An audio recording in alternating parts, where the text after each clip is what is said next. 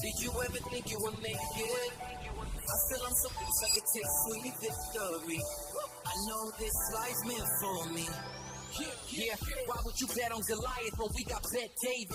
Valuetainment, giving values contagious. This world of entrepreneurs, we get no value to haters. I be running, homie, look what I become. I'm the one. Good evening, everyone, and welcome to the Valuetainment Studios. Everybody in house, make some noise right now. Whether you're joining us from home or you're in the studio, we are thrilled to have you guys with us tonight. We have an amazing event lined up as we bring together two powerhouse figures for a thorough, provoking debate. Guiding us through tonight's debate is not only the founder and CEO of Valuetainment, but also a visionary entrepreneur, a masterful communicator, and the man that truly epitomizes the vision. The future looks bright. Put your hands together right now, everybody in the house. Make some noise right now for Patrick betdavid. All right, where we going? How you doing? My man. Okay, by the way, I have to tell you, the reason why we're starting a couple minutes, are they seeing this worldwide or no? Is it live already or no, Vinny? Are we? There was a massive fight that broke out backstage. Dave Smith and Chris Cuomo. Tom had to separate them, but we're now ready to get started. A couple things you need to know. Are you guys okay if we celebrate two things tonight before we get, is that okay with you? Yeah. Do you know what's special about tonight? The man that just brought me up hasn't drank alcohol for 1 year. Today is his 1 year. Proud of Vinny. Where you at, Vinny? Wherever you are, we love you. And Kelly running around, it's her birthday. So Kelly, wherever you are, happy birthday to you, Kelly. All right. So, how did this get started? So I had a podcast that we did with Chris. I want to say May 7th, May 6th, May 8th. And then we asked Chris some questions. And he said some things that he has now taken ivermectin. And then comments were made about, well, you know, yeah, Joe Rogan was right. Maybe this, maybe that. And then we showed some clips of him and Byron Donalds. You should be taking a vaccine. You shouldn't be all this stuff. And obviously, Chris, you know, being a sport that he is, he was willing to have these clips being shown. And he actually asks for it. Can you do more of it? I don't know why he likes to have me show more. He's just such a sweetheart of a guy. And then afterwards, Dave Smith jumps on. All these clips from the past, CNN, all these things start going out. And I see Dave saying this. I text Dave. I said, Dave, I see you. Chris, are you up for it? Then we're trying to get the whole date going on because the Libertarian Convention was taking place. Trump's there, all these other things that's going on. Finally, we got the date in place. Dave gets up and he says, hey, PBD, Cuomo, why don't we do this? Let's make this happen. Let's make this happen. And you can say whatever you want about anybody. One of the biggest things that Dana White gave a compliment about Conor, he says, you can say whatever you want about Conor. If I call him for a fight, he's always ready. You don't have to agree with the person. You don't have to agree with the person's views. You don't have to be on the same page with them. But you have to respect the fact that they're willing to have this conversation, that nobody, if you ask anybody on the left, from CNN, from mainstream media, to come and have a sit down here, do you know how many people would say yes to this? This many people today. We invite them, okay? So no matter where your opinions are, if you believe in freedom of speech, which we do, if you believe in debate, if you believe in discourse, if you believe that the way we get closer to the truth is by clash of ideas, if that's what you're all about, you got to respect it. And I applaud both of these guys for agreeing to do this. Obviously, on one end, Dave Smith, probably one of the most formidable names right now in the marketplace when it's coming up on the libertarian side. There are a lot of people who are libertarians want to see this guy run for president. A lot of them. You hear conversations regularly about the fact that Dave Smith will be the guy. Why are they getting this other guy? We want to see this guy coming in.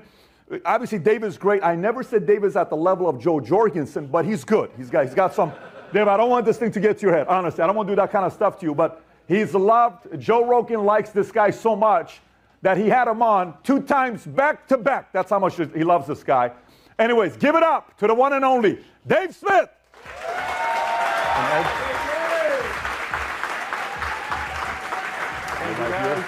Man. Thank you, Pat. You're the man. All right, and the next person, you know who he is. For a couple years, he was the face of CNN. I think he was there 15 years. And he's got his own show. He's with News Nation now. Another one of these names. I've had a chance to spend time with him. and his family. I've had a chance to spend time with him and his wife. We broke bread at the house one time with his wife. Absolutely loved the family dynamics, how supportive she was. And the same with Chris, when I see him with his kids, with his family, getting on the floor, doing jiu-jitsu with my guy. I like how people are behind closed doors. My experience has been great. With that being said, give it up, Chris Como. Happy birthday.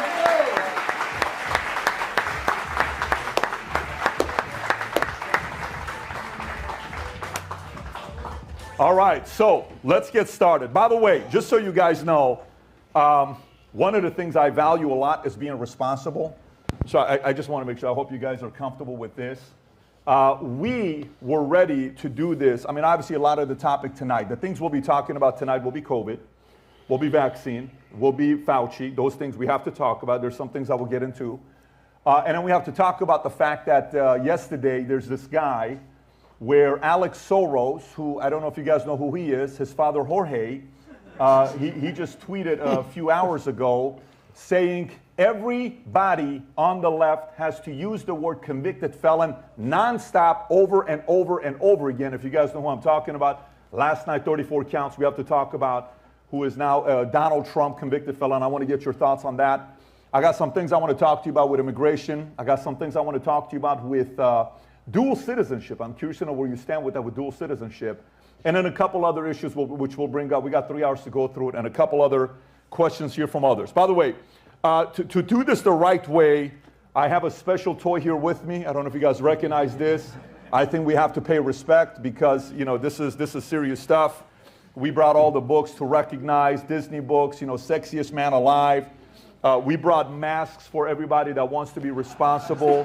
We got them all here. I know you guys are the responsible folks. And by the way, all the folks here, the great thing about this, you go to Oprah Winfrey, they say, you get a car, you get a car, you get a car. Everybody here gets a mask tonight. How awesome is that? Give them a mask. Let's celebrate this thing with one of these beautiful masks. I got one of these here just for some of you guys to appreciate it. We got some high-end ivermectin for you guys if you guys want to go through this. All right, what else do you want me to put you? No, we're doing this the right way, guys. I got disinfectant here for you. I got some more stuff here. We're going to take this thing very seriously. We're going to be so responsible, it's not even funny. I got the high-quality Kleenex. I'm talking the expensive kind from Walmart. Temp, guys, we're going all out today. We're going to figure this thing out. All right, so let's start. Dave, you see the podcast. You see a couple things that Chris said. You reacted to it, and obviously it was very obvious you had strong opinions about it to say, I want to make this happen. What prompted you to want to say, Pat, I want to have this discussion? Well, look, I mean, Pat, you made a video addressing a lot of your fans because I think I'm far from the only one who had this reaction. Let me just say before we start this thing, thank you to Pat. You're the man for setting this whole thing up, and thank you to Chris.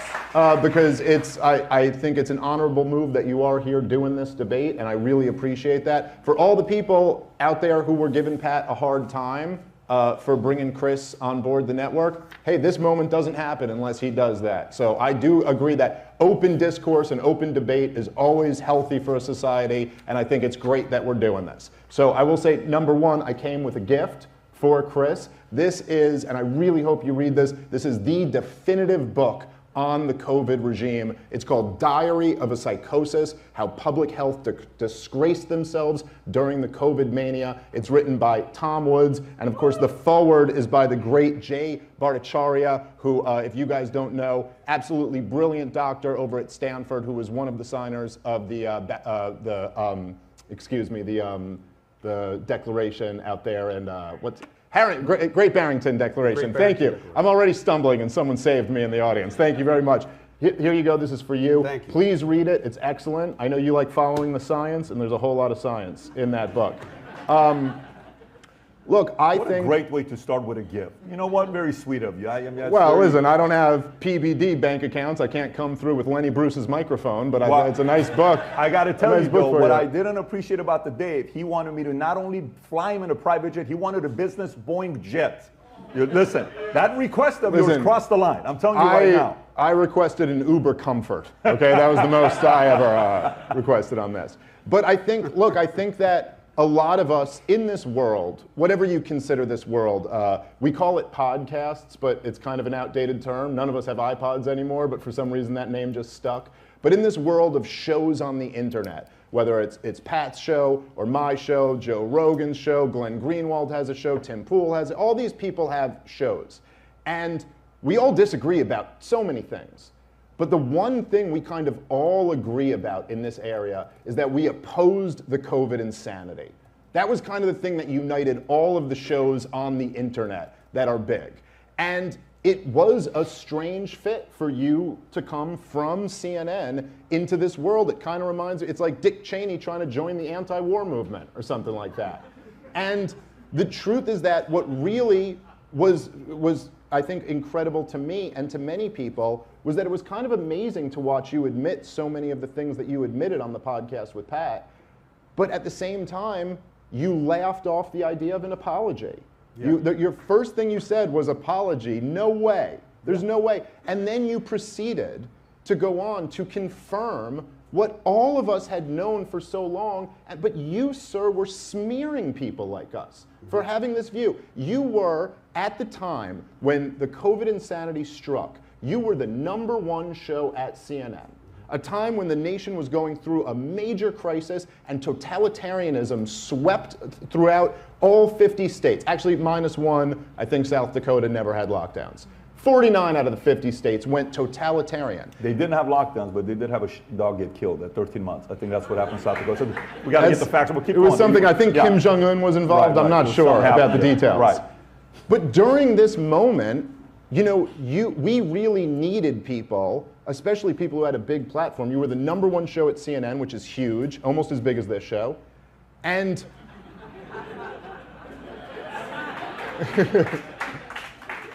and it seems to me that you, rather than doing what your job should have been at the time, which was to be skeptical of power and to shine a light against the propaganda, it seems like you ate up every single piece of propaganda, repeated all of it without any thought to whether it was true or not, and then smeared millions of Americans, like myself, who were opposed to this stuff. So that's where my beef is. Chris. I understand your beef. Why would I not apologize? An apology is when you say something that you shouldn't have said, that was wrong to say, that you said for bad reason, or you're trying to hurt. None of those apply. I hear your understanding of the pandemic. I don't agree. I lived it closer than you in many ways. Closer than any of you, probably, in many ways. And there were absolutely mistakes made. The idea that it was a totalitarian regime, that's hyperbole. My main reason for wanting to discuss this with you guys, I do this for 3 reasons. A lot of people would say the first is that I'm a self-loather, and I like to set myself up in very bad situations. Maybe, maybe not. I think there's a huge mistake being made in ignoring this conversation. Now, you say this world of podcasts, you're having a very limited definition of podcasts. You, Rogan, Pool, this is a very small part of what the podcast world is, right? You have a lot of different ideologies there. The media, the power structures, do not understand why I would be here right now. I got the same message. I did a lot of prep for tonight because, frankly, this was years ago, and I had to go back and understand the context of time, look at what you were saying at the time, and frankly, the idea that you were ahead of understanding is like saying a broken clock is right twice a day. You didn't like things. You were right to not like them. I didn't like them. But to say you knew things is not accurate in terms of what I've seen and what you put out. They were operating on guesses. Now that gets much more powerful when we get into the vaccine. But in terms of the pandemic in general, the idea that we were doing things in the United States that were just so crazy is demonstrably false because it was happening everywhere else in the world. So it's not like just the US decided to go batshit crazy and I couldn't wait for the ride. That's not the case. Why I'm doing this is, here's my big concern. I have no problem with you laying into me. And I think you're funny, and I think you're smart, and I understand why he believes in you. I do. Because I didn't know who you were. Now I've listened to 19 hours of what you do. Why you want to call yourself, as somebody who ever wants to be in politics, Legion of Skank, I have no idea why you want to identify with that word. But we'll talk about that after this tonight. Sure. Here's what I want, okay? And Pat knows this already. Do we know what the vaccine is doing in people's bodies right now? No. Do we know what COVID is doing in people's bodies right now? No.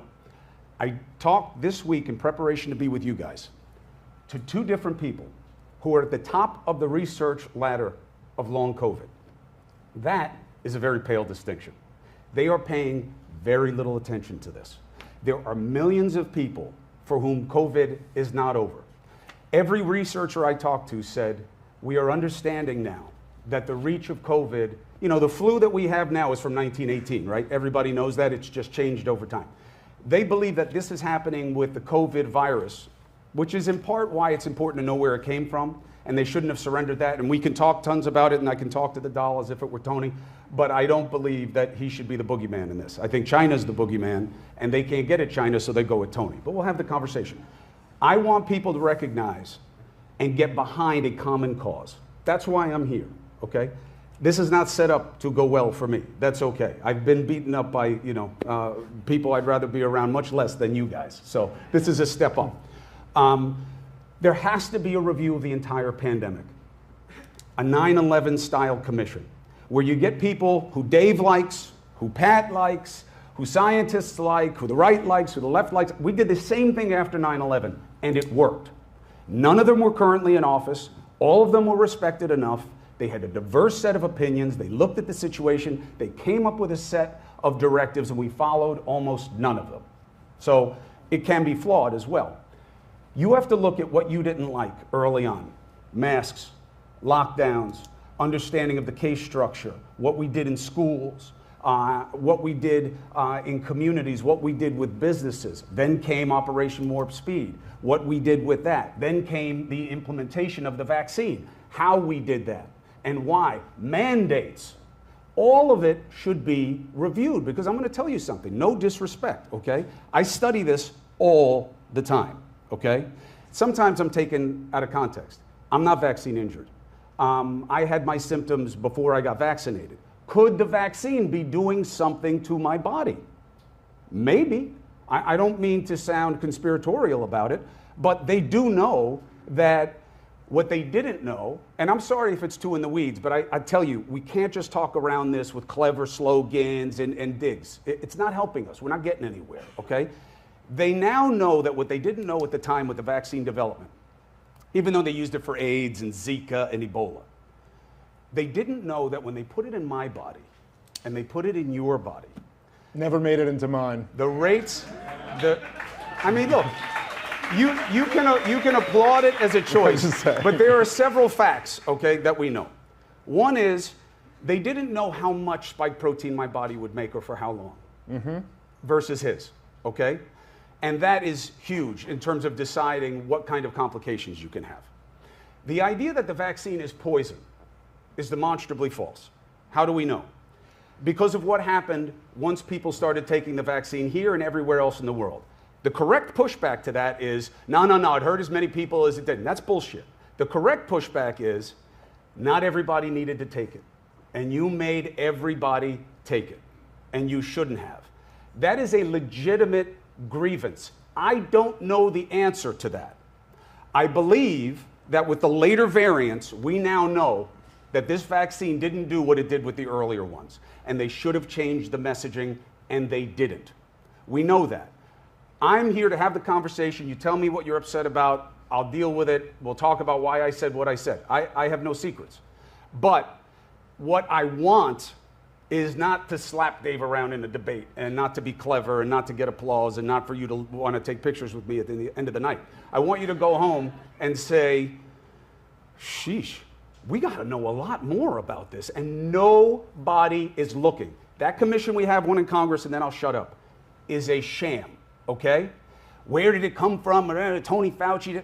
We know where it came from. It came from China. We know where it was. It was in a lab. We know who was working on it. It was China. We know who won't let us look in the lab. It's China. So that's your answer. But what about all these other questions? They don't even care about them. The Trumpiest politicians that I talk to won't touch any of the things that we are talking about right now. That's what I want to change, and I'm happy to have the conversation. All right, can I respond? Because there was a lot there, so I want to try to respond to as much of it as I can. I didn't mean to flood the zone. We can take it one by one. We can go one by one. Okay, first of all, when I describe the lockdowns that swept this nation in 2020 as totalitarian, just to be clear, I'm not being hyperbolic. When you're waking up every morning to watch your TV, to find out from your governor what you're allowed to do today, including am I allowed to go to work? Am I allowed to have a funeral for my father? Am I allowed to see my family? Am I allowed to step outside without a cover on my face? There is one word and one word only for that, and that is totalitarianism. I'm sorry. That's not slightly hyperbolic. Now, you could argue that this totalitarianism was justified because of the virus, but it is certainly not, and it's not, but you could argue that, but it certainly is totalitarian. If we ever looked on paper, any of us at any point pre-COVID, and said this government is instituting this policy, we would all recognize that as being totalitarian, as totalitarian as any society has ever existed. If that word doesn't apply to lockdowns, then it doesn't apply to anything. Now, I gotta say, listen, in this world, and I'll say this is true for our world, for the corporate media, for any time you're getting in front of a camera with a lot of people watching and talking about things that matter, the currency that we trade in is the truth. That's the whole currency. Now, it doesn't mean that you have to be right about everything, but it has to mean that I really believe what I'm saying. And if I'm lying to the audience, then I've betrayed my most fundamental duty. Right. And I would also put as a subset of lying, if I'm pretending I know something that I don't know at all, and I'm taking a very strong opinion, and with 5 minutes of research, you could find out that this is completely false, that's another form of lying. Now, sir, you have completely shirked all of your responsibility, and now you're pointing the finger at China. By the way, you were one of the people who demonized Donald Trump for calling it the China virus at the time, okay? So, when it was convenient for you, you had no problem smearing someone for pointing the finger at China. Your entire network also called everyone racist if we speculated that it came from the lab. I mean, literally, I did a podcast, it was either in April or May of 2020, when it already became obvious at that point that the lab was at least a very plausible, like we found out that 3 of the people at the lab went to the hospital with COVID-like symptoms, and there was a lab where they were doing gain-of-function research. And it was like, man, this sure does look like it. I had to stop talking about it for 4 months after that because I would have lost my entire YouTube channel, that was it. It was very clear if you said anything about that for months, you'd be shut down.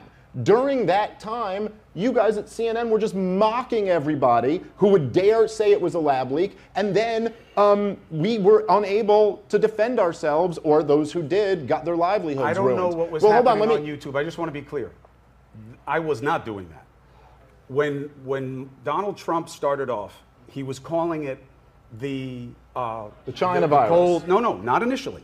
Initially, he said it was going to go away. It was a cold. I don't fault him for that. He was getting a lot of mixed information, and I know it. I don't blame him for that. He will be blamed for it, not by me.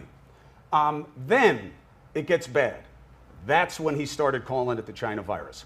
I said to him, in the beginning you said China's been great to us. You can Google it. You can have that great producer you have. Look it up. China's been great. China's been working with us. Shout out to you, Rob. China's been great. Yeah, Rob, you're amazing. Then it gets bad for Trump. Trump then starts calling it the China virus. I have always pursued the lab leak. I have always talked about it. I have always said it mattered. You can check and find out. How about this? Boo, but remember, that's about preference, yeah, but not Chris, truth. do you not feel any responsibility for the fact that during this time, in the greatest crisis in modern American history, that you're up there, and we'll get into the vaccine stuff in a second, but just sticking with the lockdown period, you are interviewing your brother, the lockdown governor, every day, giving him the most softball interviews. I remember at one point when the scandal with but they weren't news hold on, interviews. You got a nice big rant. So right, in the middle of lockdown. Rant for rant. Sure. So in the middle of lockdowns, think about, this is more a comment on the network CNN than it is on you, but you said at one point, a couple years later, or over a year later, when your brother had his scandal. By the way, I respect you for always defending your brother. I would always defend my brother. I understand that. But you said on air on CNN, you said, listen, I haven't been allowed to cover this at all because it would be a conflict of interest for me to cover it. Yet during lockdowns, every single night, CNN allowed you to have the interview of your brother without any meaningful pushback at all. Listen, I understand this is your family I'm talking about, and I don't mean to make things personal in that way. You kind of do, but I'm open to it. Well, no, I mean, I don't, but I have no other choice. Like, well, you could be accurate, which is... No, I'm being accurate. You're not, because nobody thought What did I say that was inaccurate? Nobody thought the interviews I was doing with Andrew were news interviews. Well, no one I know thinks anything on CNN is news. Okay. But that's fine. No, when it's on the cable news network, the presumption is that this is news. Hold on. How many people in this room thought that when I was interviewing my brother, it was going to be a hardball interview, and that's why you were watching? Because this is what Chris Cuomo is known for. Yeah, but that's the whole point. Come on. But that's the point. But he was other places giving interviews all day long. He was coming on at that time with me because people were enjoying the dynamic of getting some sense of familiarity and comfort in an uncomfortable time. That's what the draw was. He was getting asked questions all over the place. What I said I couldn't cover wasn't him and COVID. It was him and anything. It wasn't going to be a serious news interview. And what I was talking about specifically was not Andrew and COVID. It was his allegations. No, I know. Who wants to hear me talk about my brother's allegations and think I'm being objective? No, it's a clear conflict of interest, That's what as was you about. interviewing him about lockdowns. Well, it's not like that's the only place he was on during here's COVID. one person in cable news who did some real journalism, okay? Tucker Carlson he got Governor Murphy from New Jersey on his show. Yeah. And he asked him one simple question that was never asked of any of the other lockdown governors. And you know what the question was? He had just shut down, it was either a church or a synagogue, I can't remember. And he goes, oh, wait a minute, so you just shut down this temple and arrested people for worshiping.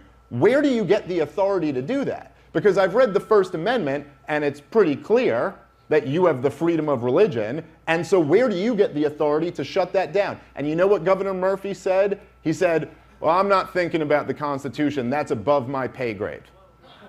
So let me, just to make this clear, That's a stupid okay? answer. Yeah, it sure is, but you know what? Your brother and none of the rest had a better one. They just never got asked that question. But it has nothing to do with the First Amendment. Yeah, of course it does, Chris. Here's the bottom line. There's no clause in the Constitution or the Bill of Rights that says, unless there's a virus that we don't know that much about and then this all goes away. The point is that it was completely criminal for all of these governments to lock down. They had no authority to derive the right to lock down a state from. And yet you, instead of anyone at CNN thinking, hey, if we have Andrew Cuomo on here every single night, maybe someone should ask him that question. They went, no, give him a cushy interview with his brother. Like, you don't find that incredibly corrupt? No, and here's why. Is that the only place that the governor of New York was? Is that the only access to media that they had to him? So your criticism really goes to all media, but really what it is an extension that you didn't like the lockdowns. It's not about whether there was legal authority for them. That's why there's been no lawsuit on the lockdowns that has proceeded and won. Because it wasn't about the authority of the government to use emergency measures in public safety situations. It's about whether they should have.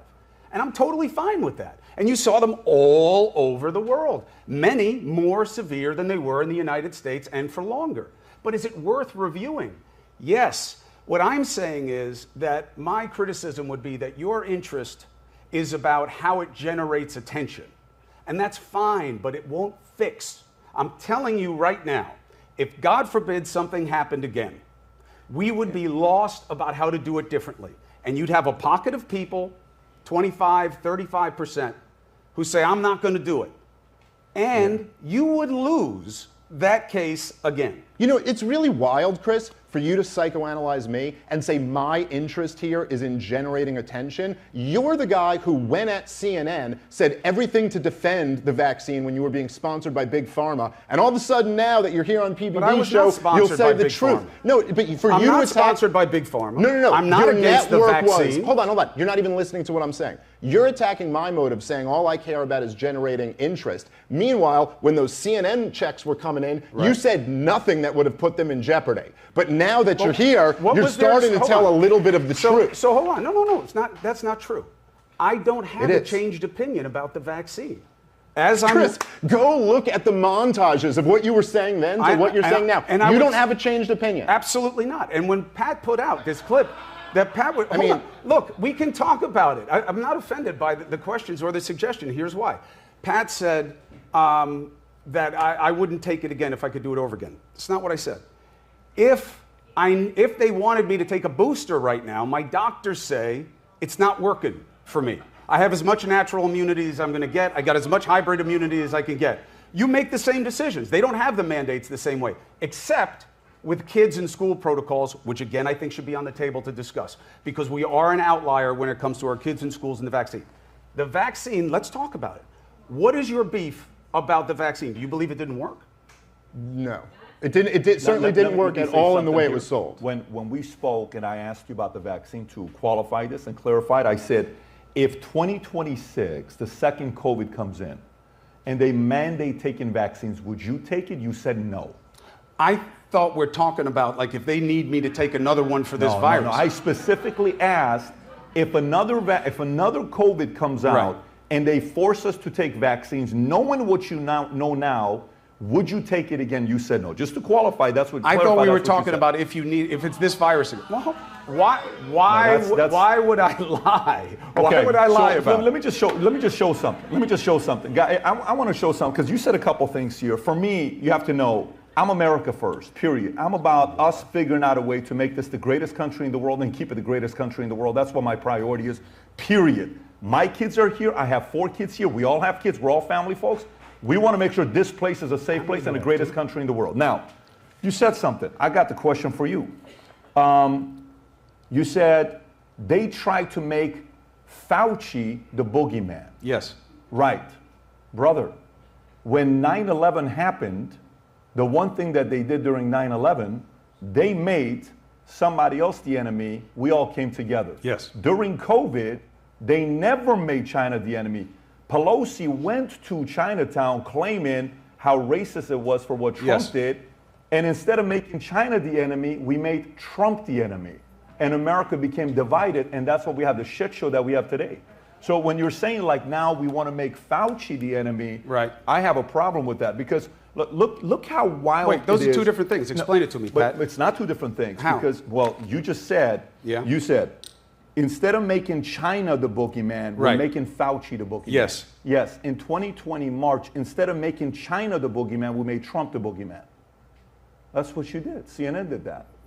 No, that's not what I did. So CNN didn't make Trump the boogeyman. Trump has always been the boogeyman for most of the media. Right, but it wasn't about COVID. Well, I'm just telling you, it wasn't about COVID. Well, he certainly was the boogeyman. Yes, he was the boogeyman far before COVID. Sure, when you guys were repeating mindlessly every day that there was some giant conspiracy with Trump and Russia, and leading the entire country to believe that our election had been stolen by a hostile foreign power, and that Vladimir Putin had, and once again, like we won't get out of you tonight, not one apology from anyone at CNN when it turns out there was zero evidence that that was true. And you could say we just guessed right, but all of us who were paying attention knew from the very beginning that this was totally made up. And of all the things you could say about Donald Trump. How could you have known right from the very beginning that it was totally made up? Because it was the most absurd claim ever that when the CIA comes out and says Vladimir Putin has overthrown our elections and installed Donald Trump in there and presents zero evidence to back it up. That's not the investigation. That's not the allegation. Well, no, but it was what people on your former network said daily. Listen, it was what people on MSNBC said daily. Not only have I never said that Russia put in Trump, so I've never had anyone on my show who said that. Let's just be honest here for a second. Go ahead. Are you going to genuinely tell me that CNN and MSNBC did not every day for 3 years give the impression that Donald Trump was involved in a conspiracy with the Russians? They absolutely covered the investigation into Donald Trump from a special prosecutor every day. MSNBC did it differently, I would argue, than CNN. Why was that special prosecutor appointed? Why was it appointed? Because the Attorney General thought he should be. Here's why. And he admitted it himself on 60 Minutes, if any of you guys want to go back and listen to it. Andrew McCabe, the number 3 guy at the Justice Department, said, after Donald Trump fired Comey, these are his words, not mine. After he fired Comey, they decided to try to invoke the 25th Amendment to remove him on the grounds that he was unstable. And they realized they couldn't get enough of his cabinet to do it, so they settled on a special prosecutor. That's why. Not a single one of them thought he was a Russian spy. Let me tell you something. Carter Page, the one guy who got in trouble from the FBI, as I'm sure you guys both know. Why did he get in trouble? Because he lied to the FISA court. Because the CIA told the FBI that Carter Page was their guy. They knew he wasn't a Russian spy. The whole thing was complete nonsense just to frame Donald Trump so he couldn't get his agenda through. And CNN ran with it every single day. Unquestioning about the story itself. I don't see it the same way. I don't think it was about keeping Donald Trump from having an agenda. I do think there is a problem with prosecuting political opponents. And I do think that both of the parties engage in it. And I think it's another signal that the party system has to die. I agree with that. There is no world in which you could be skeptical to the extent that they're sharing information with you. But when you have a special prosecutor, right, or special counsel, whatever you want to call it, and they are doing an investigation, you're going to cover it. And you're going to look at the information that they're saying coming out. And of course, there's always copious leaks because there are politicians involved. And you're going to do it. Fox did it also. And they started doing it less and less as they believed that it wasn't working for their audience, which I understand the consideration. You can judge it any way you want. MSNBC, it was working very well. For CNN, it was more of a balance. But the idea, it was. Because look, I had a show there. And CNN ranged from Democrats who hate Donald Trump to Republicans who hate Donald Trump, and everything in between. Look, they were one of the only people who put Republicans on the payroll to talk about Trump. Which Republicans? You certainly didn't get that at MSNBC. We had Santorum. Right. You don't like him either? No. He liked Trump. Who likes Rick Santorum? He liked Trump.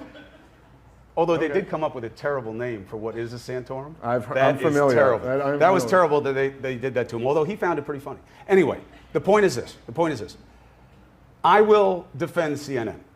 And I know some people think that's strange because I got shit canned by CNN. I understand. I don't see it that way. I definitely got fired, but that doesn't mean I'm going to blame CNN. I'll defend it. However, it is not fair to make me own everything that CNN does.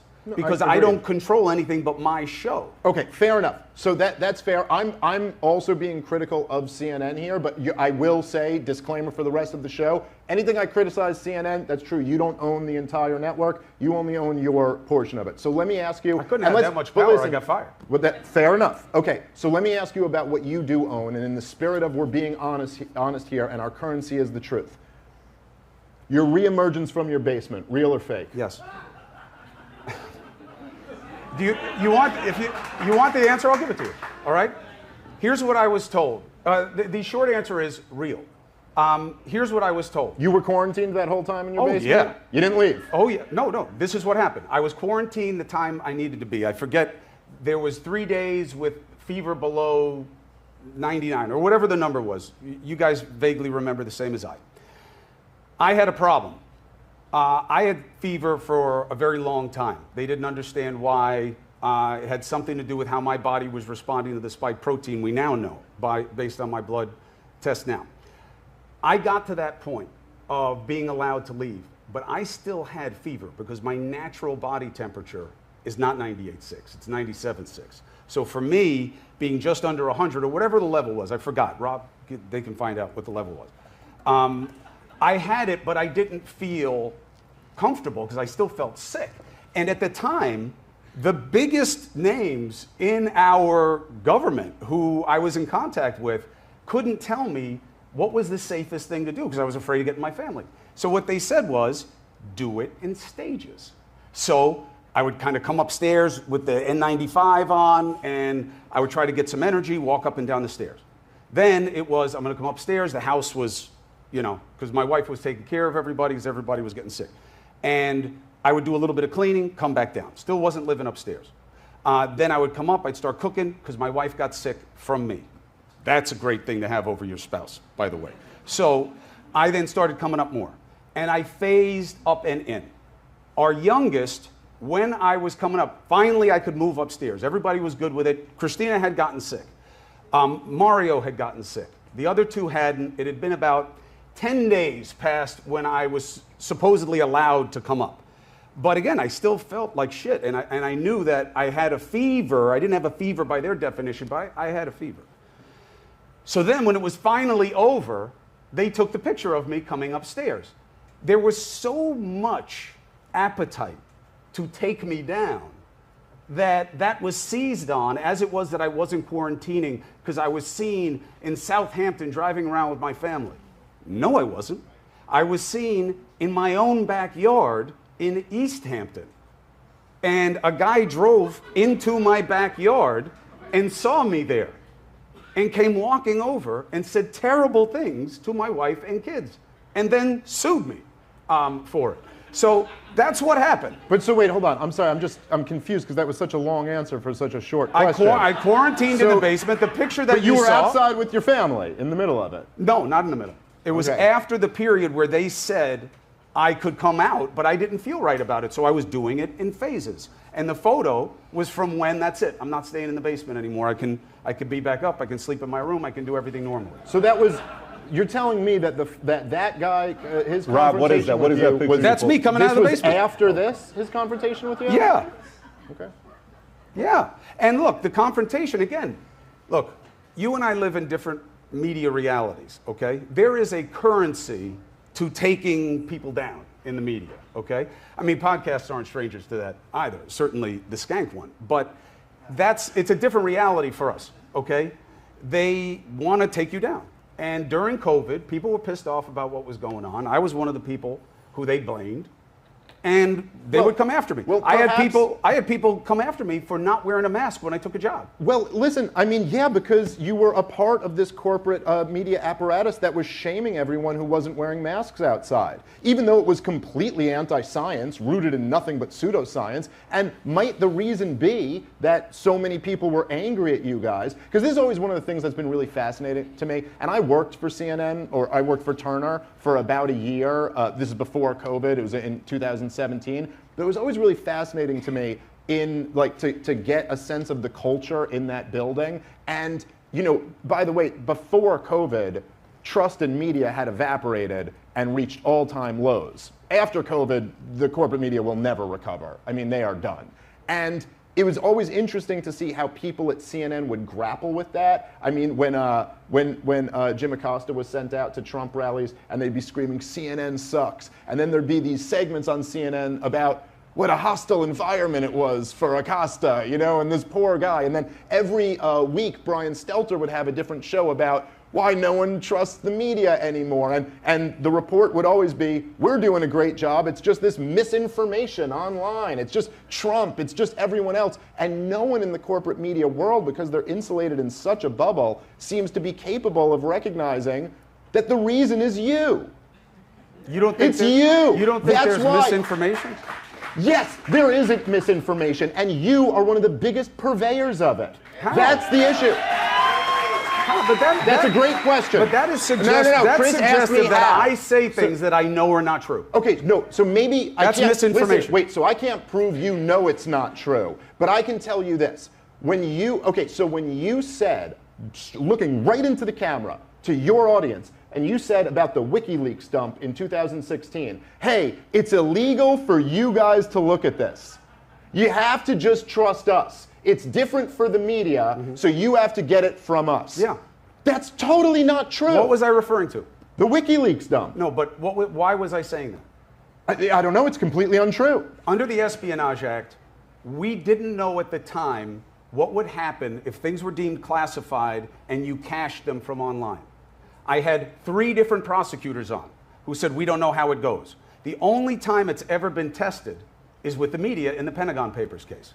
So we knew that the media is given protection on classified documents, even if they're leaked or stolen, but we don't know about the general public. That's what I said. Then WikiLeaks jumped on my head.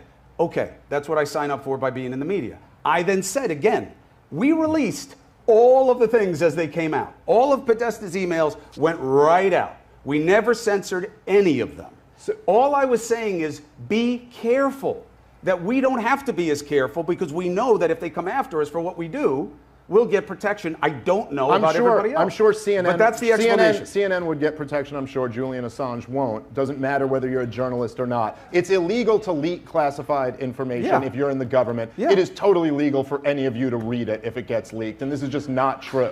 And well, no, hold on. It is true under. Oh, hold on. Under the. Listen, this matters. Do I think you should be able to download it? Of course. It's not even a question. It's easy. Does it get a little weird? Yeah, it gets a little weird, because are we encouraging people to steal things and do things? No, I don't think so. But if it happens, I think you should be able to get it. If it's available, you should be able to get it. Is that a little sticky legally? Maybe. The Espionage Act is not that clear about it. That was my concern. It wasn't listen to me and nobody else. Okay, I've never played that game. That is what you said. I know, but you are audience. Making it mean something. Well, the thing is that that's why I'm here. Well, look, I will tell you what I meant. Even in the Julian Assange case, by the way, if you guys want to look into the details of it, the claim that they're trying to make was that somehow he was involved with Bradley Manning on the actual tape, which is not true at all. But even they won't just say he wasn't allowed to read the classified information once it was leaked. One of the reasons we kept interviewing Assange is because we didn't know that was true or fair. So why is it, Chris, when you make these mistakes, they always go in one direction on the behalf of powerful? Like, you never seem to make these mistakes where it's just like, oh, by the way, guys, we don't know about this vaccine. That never came out of your mouth. Listen, when you were smearing everybody like me and my family who wasn't taking it. For what? Here, again, at the beginning of the pandemic, okay, they came up with this vaccine during the Trump administration to flatten the curve with the most vulnerable people and to stop what was happening in the healthcare system. And everybody remembers this. You can laugh and you can have fun with it because it suits your politics. But there was panic. There were bodies in trailers all over the place. Oh, come on. You're talking by late 2020? No. I'm talking in the heat of it, when they wanted this vaccine, when Trump was getting all this praise for making it happen, which I believe he deserved. So that's what they wanted to do. The vaccine, with the first 2 iterations of the virus, absolutely accomplished what they wanted it to. You can go online, you will not find anything that will tell you otherwise. That's just not true. I mean, that's just straight up not true. Go ahead. Let me do something. I want to play. Remember what I said, the first iterations of the virus. Clips. Rob, do me a favor. When you're saying with the vaccine, I think the basic premise is why people are frustrated with this conversation that we're having today. Why don't you play the highlight reel, Rob, the Joker one, if you know which one I'm talking about. Just play this one, and this isn't just you. This is what we had to hear. That's not me? No. Every day we had to hear, play this clip, and then I'm going to go to another one, and I'm going to turn it over to Dave. That's the guy who bankrolled Osama bin Laden's daughter. Play the clip. The unvaccinated. You are the problem. It is the unvaccinated who are the problem. Period. End of story. The only people that you can blame, this isn't shaming, this is the truth. Maybe they should be shamed, are the unvaccinated. It's time to start blaming the unvaccinated folks, not the regular folks. Anyone you came into contact with will blame you, as will the rest of us who have done the right thing by getting vaccinated. Because frankly, we know that we can't trust the unvaccinated. I think it's time to get our moral house in order, Anderson. It's the unvaccinated who are the threat. All of us vaccinated folks are going to start wearing masks to protect the unvaccinated folks. It's called a Christian value. You're basically punishing the vaccinated for the sins of the unvaccinated. People are not behaving honorably. The unvaccinated are basically saying, well, it's open season for me. I can do whatever I want as well. The unvaccinated are basically beating their breasts, running around the country saying, we don't care, we're living free, and so forth. We've been patient, but our patience is wearing thin. The unvaccinated, a group that includes children and people acting like children. And the rest of us are starting to get pissed off. The vaccinated feel the unvaccinated are making me upset or angry. This is not about freedom or personal choice. Well, my freedom is being kind of disturbed here. No. Screw your freedom. The other day, Howard Stern weighed in with a much different approach. Take a look. When are we going to stop putting up with the idiots in this country and just say, it's mandatory to get vaccinated?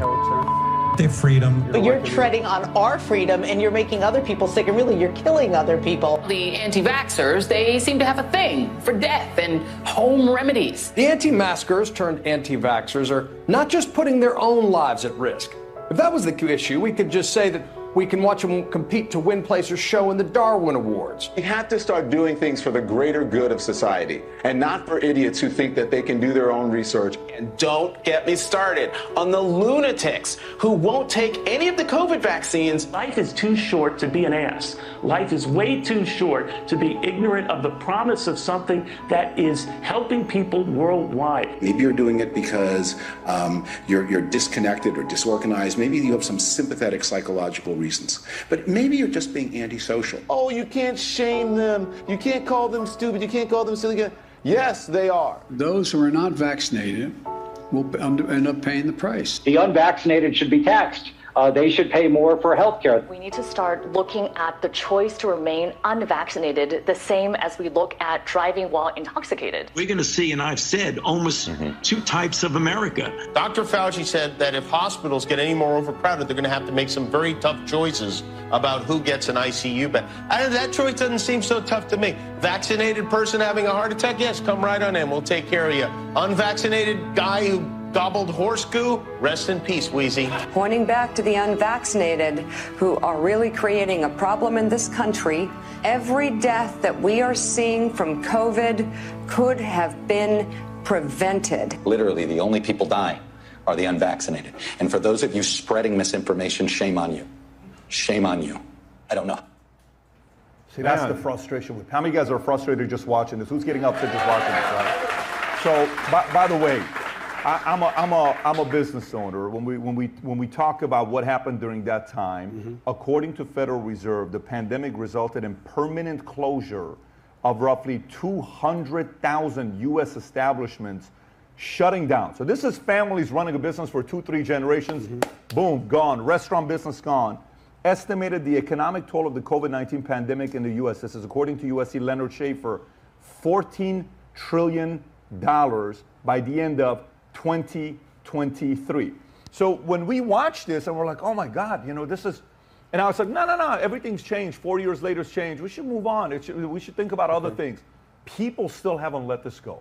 Absolutely. People haven't let this go. And a big Absolutely. part of, I think, that's why I'm here. Right. No, and I appreciate you doing this. But for me, Dave, what I think is going on is the following. Rob, play that clip with AstraZeneca if you could. So if you have that clip, if you know which one I'm talking about. So this is before when they're telling us how there's no risk, you don't have to worry about any of this stuff, everything's going to be fine. The before and after of this clip is very, very interesting. Rob, if you got it to pull it up, go ahead and play it. Go watch this clip here. Now then, COVID is back in the news. Are you hearing people are quite nervous? Can you raise the volume, Rob? One of the professors who worked in the Oxford AstraZeneca vaccine is a paediatrician who is one of the most intelligent, really sensible and honest people I know. And I spoke to him. I was lucky enough to speak to him because I worked in a documentary that looked at the Oxford vaccine. And you know what? There is no conspiracy. There is no fake news. The AstraZeneca COVID vaccine is being withdrawn worldwide after the pharmaceutical giant admitted it causes a rare and dangerous side effect. Government had no capacity to enforce any of this. You must wear a mask. And people wore masks in New York. But if they said, I'm not wearing a mask, there was nothing I could do about it. Masks have been mandatory since April, and a fine for not wearing one took effect this week. It was really all voluntary. Wear a mask. It is the law, and the law is the law. People who have got conspiracy, maybe anti-vax views, who believe now that they were deliberately misled over these vaccines. They've been developed quickly because we've sped up the process to make it more efficient. We still had all the safety checks in place. That has not been compromised. AstraZeneca admits its COVID vaccine. Show Pfizer. Do me a favor, show Pfizer, by the way. Show what happened with Pfizer stock during this time. I mean, when you look at all this stuff and you're wondering, who's protected, who's not. This is just Pfizer and Moderna stock during that time. Rob, if you got to just put it up there. For us to see the image. Very profitable season for these guys. I mean, these guys crushed it economically, right? If you, Rob, do you have the image? You don't have the image? I know if Brandon, you can text it to him to show it to him. So, Dave, when you see this yourself, either one of you guys can take the lead on this. When you see this here, do you think there's a part of it where there's a community? I call the establishment, you call the establishment, whatever you want to call it. They almost want the season to be gone without there being an accountability on the people that push the stuff to us. Whether it's Fauci, whether it's NIH, whether it's CD, whoever you want to put on that. Do you think they quietly want this thing to move on and we focus on other issues that we have? Oh yeah, of course. I mean, clearly they don't actually want to have like a reckoning about any of this. And the thing that, I mean, for me and I'm sure a lot of people in this room, it's like it makes your blood boil to watch this and kind of relive it and remember that, yeah. And just to think that, right, like you just mentioned the stock of big pharma companies and how much money they were making off of it. Look. This is Pfizer, by the way. Yeah. Check this out. It's going pretty good for them. Hey, by the way, did that ever come up on CNN? You think they ever had that graphic up there? Yeah. Did they? Yeah, because the whole point was they were making money. They were also given absolute liability against any suits for the vaccine injuries. Yeah. And pretty corrupt. And it was a very weird combination of things we had never seen before. And the company said, we won't make it under Operation Warp Speed's guidelines unless you insulate us from litigation for this process. And the government said, okay, we need it. And yet you guys spent every day, all day long, demonizing American people who were skeptical about this, demonizing the people rather than demonizing the powerful. So listen, 2000, listen, hold on, let me just say for a second. All right, go ahead. 2020 was the largest transfer of wealth in human history.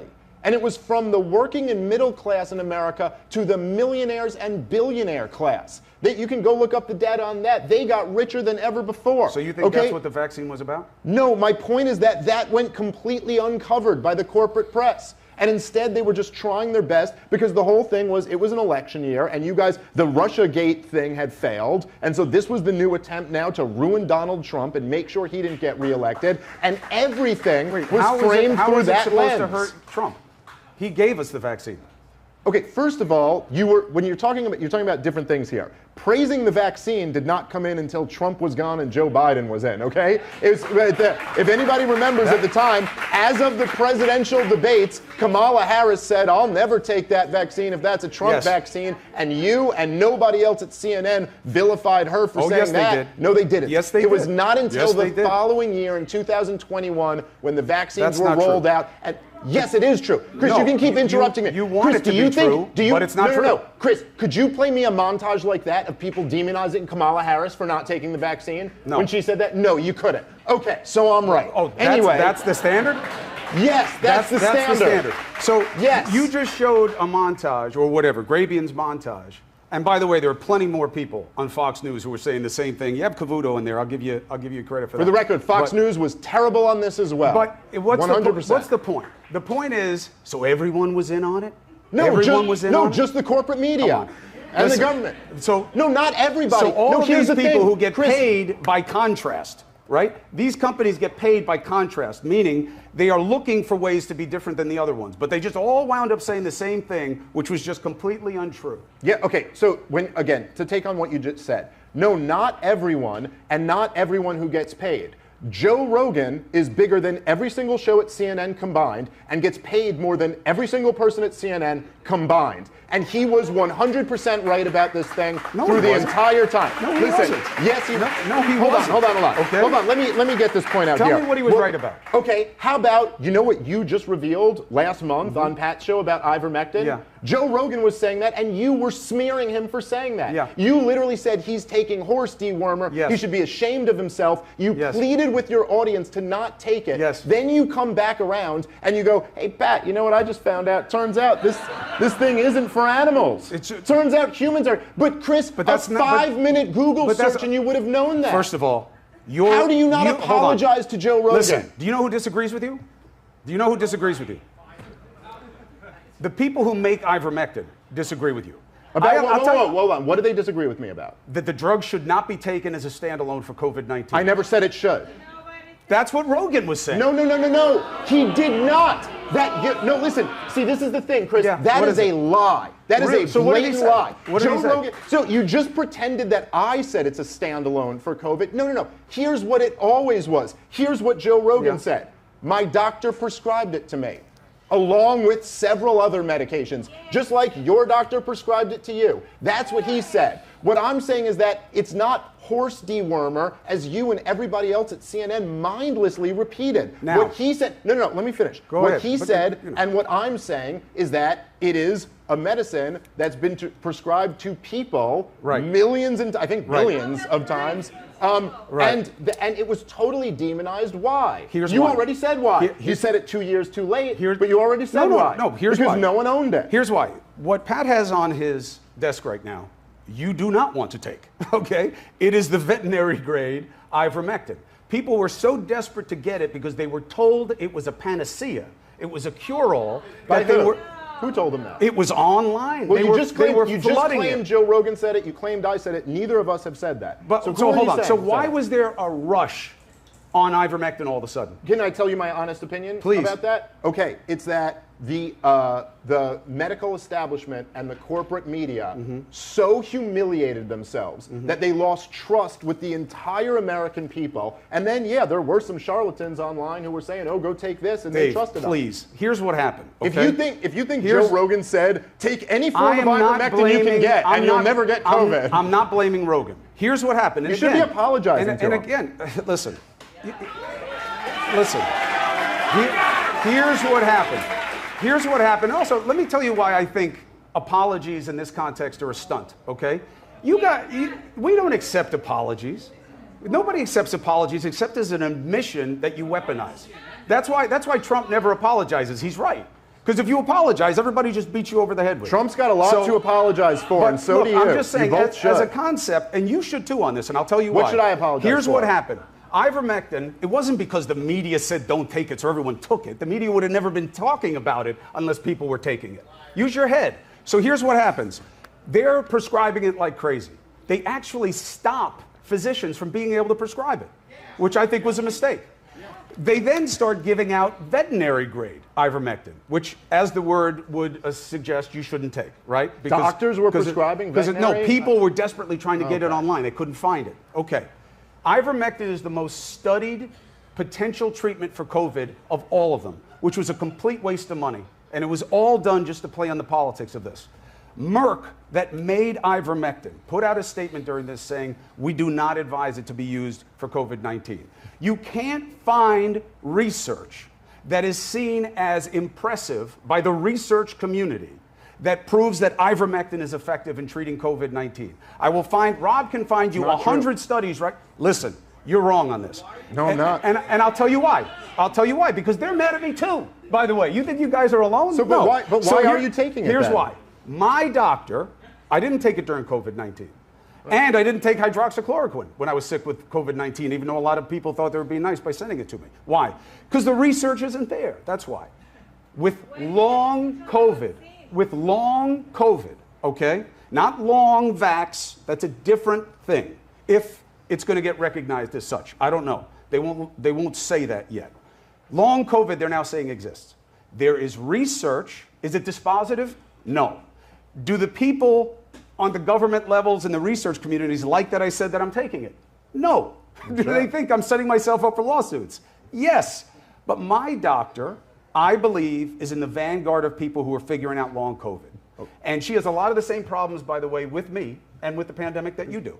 And she has found research, and she has had her own experience in using it in a combination with many other things where she believes it may be able to help. Now, I've been taking it.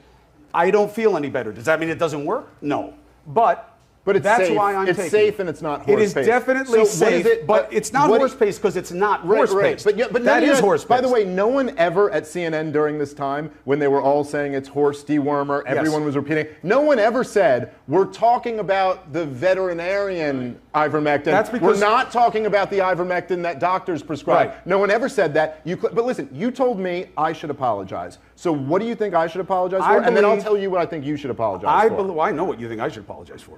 Obviously, there was so much talk that they don't want you to take ivermectin. Ivermectin is the way to go. Take it. Joe Rogan got better from ivermectin. And by the way, I don't like what people did to Joe Rogan about ivermectin. I don't like it. You did it. No. Okay, yes, good. you did. Find the clips. Dude, find the clips. You shamed Joe Rogan. Find the clips. You said he's taking horse dewormer. You and Don Lemon were chuckling at each other about it. No. I'll go find First the of all, clip. you just saw the clips. I watched it. I'm not chuckling. I'm listening to Don. But No. The here's clip point. I'm talking about wasn't on there, and it's absolutely look, we there. were Here, do we have it? Hold on. Let's play the clip. Go ahead. Injecting drugs for animals and horse. And people telling them to. Oh my God. What person? You know, you talk about cancel culture and who to shame. Ivermectin, a dewormer. Really? They are shaming themselves. That's what it is. Shame them. They're shaming themselves. So you're taking a dewormer right now. Chris, you can't apologize for that. You weren't being clear that it was this, and you know that, dude. You're being so dishonest right now, man. I'm not being You were dishonest. talking about ivermectin, the drug. You were not talking about this version of ivermectin. Come on, I man. was responding to a situation where we were told that this is what people were searching out to take, and nobody knew what it was going to do to them. Look, I'm taking the drug right now. Obviously, I don't think it's all poison. I stopped calling it the horse drug when, and you can not like it, CNN's chief medical officer, who is Sanjay Gupta, said to me, you shouldn't just call it a horse dewormer. There's a whole legitimate aspect of the drug. I wouldn't use it for COVID-19, but it's not just the veterinary grade. So I stopped calling it that. So, okay. And then it went away. By the way, I don't know if you guys saw this. One of the best moments during the pandemic was when Dr. Gupta, who was just mentioned, went on Joe Rogan's podcast. For all the days of CNN like demonizing Joe Rogan, they send their top doctor out there onto his show, and he goes, why is everyone on your network saying I'm taking horse dewormer? Ivermectin's not. And Dr. Gupta looked down at his lap and went, yeah, no, they shouldn't be saying that. Well, Sanjay was the one who corrected there was a better, Sanjay was the one who corrected us. No, actually, after that, he went back and laughed as Don Lemon called it horse dewormer again, and then I guess later corrected you guys. But then there was a moment, and this was the best moment, and you got to remember the context of this. This was during the vaccine passports. Okay, the point when the people like me, and I'm sure a lot of you, were basically turned into second-class citizens, weren't allowed to go into restaurants, weren't allowed to go to sporting events, weren't allowed to go into a lot of different office buildings, things like that, and you, personally, along with everyone at CNN, cheered that on. You mused and joked around when you were interviewing Dr. Fauci about what rights the unvaccinated should have. So Dr. Gupta goes to Joe Rogan and says, it is in the middle of all this. He goes, so are you going to get the vaccine? And Joe goes, no. I just had COVID. Why would I get it? I got natural immunity. It's stronger than the vaccine. And Dr. Gupta went, yeah, that's a good point. He had nothing for him. He had no response. Like when you were, listen. That's not even close to accurate. Okay? Yeah, well, remember last time we played the clip and I was right? Remember last time? You weren't right about that either. You weren't right about that Chris, either. dude, you're in denial here, man. It's so clear that you said that. Just admit it, man, and we can move on. Again, here's the main difference. You may not say it this way, but this is what I think you're suggesting. You believe that you were demonized for not taking the vaccine, and that was wrong because it was right to not take the vaccine. Okay. No. First of all, I don't believe I was demonized for taking the vaccine. We just played video proof of it. Me, and it's not me, it's me and tens of millions of Americans were demonized to take the vaccine. Now, when you say it was wrong because you weren't supposed to take the vaccine, I think, and this is summing up a lot in a short period of time, I think there was a strong argument in the initial wave of COVID, if you were old and sick and had never had COVID, it might have been a good idea to what take if you the vaccine. lived with someone who was old and sick? That probably wouldn't have done anything. Literally, it's not going to stop. You don't know what you're talking about. No, I do know what I'm talking about. The science is obvious on this. The first, look, again. Chris, you got a lot of nerve not apologizing and then telling me I don't know what I'm talking about. What do you want me to apologize for? For telling people to take the vaccine? Okay, let's just stick with Joe Rogan. For mocking and smearing a person from the #1 show at CNN and then years later admitting he was completely right about what he said. How is that not attached to an apology? If I ever smeared someone aggressively and then 2 years later I had to admit that I come out and just say what you said to Pat on his podcast was exactly what Joe Rogan was saying this whole time. You go, first of all, it's not horse dewormer, it's used on people, it's very safe, and my doctor prescribed it to me. That's why I'm taking it. Yes, if I ever did that to someone, I would apologize for that. But it's not the right context. And first of all, it's both, right? It's veterinary grade and human grade. I was not making a market. Which one do you think Rogan was taking? I hope he was taking the human grade if he was prescribed it. Which one do you think Joe Rogan, who just signed his second $200 million deal, was taking? Do you think he was stealing it out of the cat bowl, or do you think he had a doctor I'm who sure prescribed it to him? I'm sure they prescribed So him the then you drug. guys were all wrong for demonizing him. I think that it was wrong. Look, you guys want simple answers. You guys want simple answers to this, and it's not simple. No, this is simple. This one is simple. It's not simple. The vaccine question might be more difficult. This is really simple, man. The maker of the drug. You want me to apologize when the maker of the drug says don't use it for COVID, when all of the research says it is not effective for COVID. Well, okay, first so of all, I should say Joe Rogan was right to say take it. Chris, there was a rush on it. What are we even arguing about here? You're on the drug. Long COVID is different. Long COVID is different. So first of all, just to be clear, and this is essentially the truth, right? There were some studies that seem to indicate that if you take ivermectin early in a COVID infection, there seem to be some positive benefits. Then there were other studies that basically said, no, we're not seeing that. Now, I've heard a lot of experts, and this goes beyond my pay grade, argue that those other studies weren't properly done. Whatever it is, the reason why doctors were prescribing it to people like Joe Rogan and millions of other Americans was they were like, look, it's a mixed bag with the study. Some of them seem to indicate it might help. Some indicate it doesn't. But we know the drug. It's a people drug. And it's safe. So why not take this in your regimen along with a bunch of other things? That's the point. And you guys demonized him I think for that's that. fair. Yeah, I think that's fair. Okay. That's why they were prescribing it. I don't think they were prescribing it to be reckless. No, that's right. I think that's why they're prescribing it. But here's the problem with what you guys want, okay? It is not some research says take it, some research says don't, okay? It's just not that way, all right? And it's not even close. I'm telling you, I have not spoken with anyone in preparation for coming here tonight who said you can say ivermectin works with COVID. That is my doctor does believe it can be effective. She is cool. Her name is Dr. Robin Rose, and if you have long COVID, or someone you know has long COVID, look up Terrain Health, Robin Rose. She's doing her best. But the point remains the same. The point remains the same. What did he say? I didn't catch that. Say it again. I didn't hear it. Is she a veterinarian? Oh, that's funny. That is funny, though. That is funny. Let me say something on this, and then we can move on. You said something. And I think, to me, you know how we talk off camera and we have some great conversations together. And, just listening to you guys right now, I want to sit on the sideline, just listen to you guys speak. My job is to just go to the next door and let you guys talk. I have such an easy job today because my wife and I, right after this, we're going to spend the weekend together because on our anniversary, it's June 26th, which is our daughter's birthday. If we don't do it this weekend, we can't do it then. So I got to go see her in the next couple hours. She's sitting out here. My 12-year-old son is over there. My Tico boy. Tico, can you stand up, buddy? Stand up real quick. Stand up so they can see you. Can you stand up, buddy? Tico. It's my son right there. So funny. He says, Dylan says, who said it? He says, Daddy, if something happens to you, Tico can run PBD Podcast because he's also PBD, right? And then my pop's also over here. But, I'm listening to one thing. If you know my dad, he's the greatest man I've ever met in my life. But, when I'm listening to you, Chris, all I caught was one thing. I've heard everything. All that? You only caught one thing? Trust me, it's just one thing. No, I'm telling. And by the way, you have to understand, it's only one thing I caught about this whole thing. What you want, you're not going to get.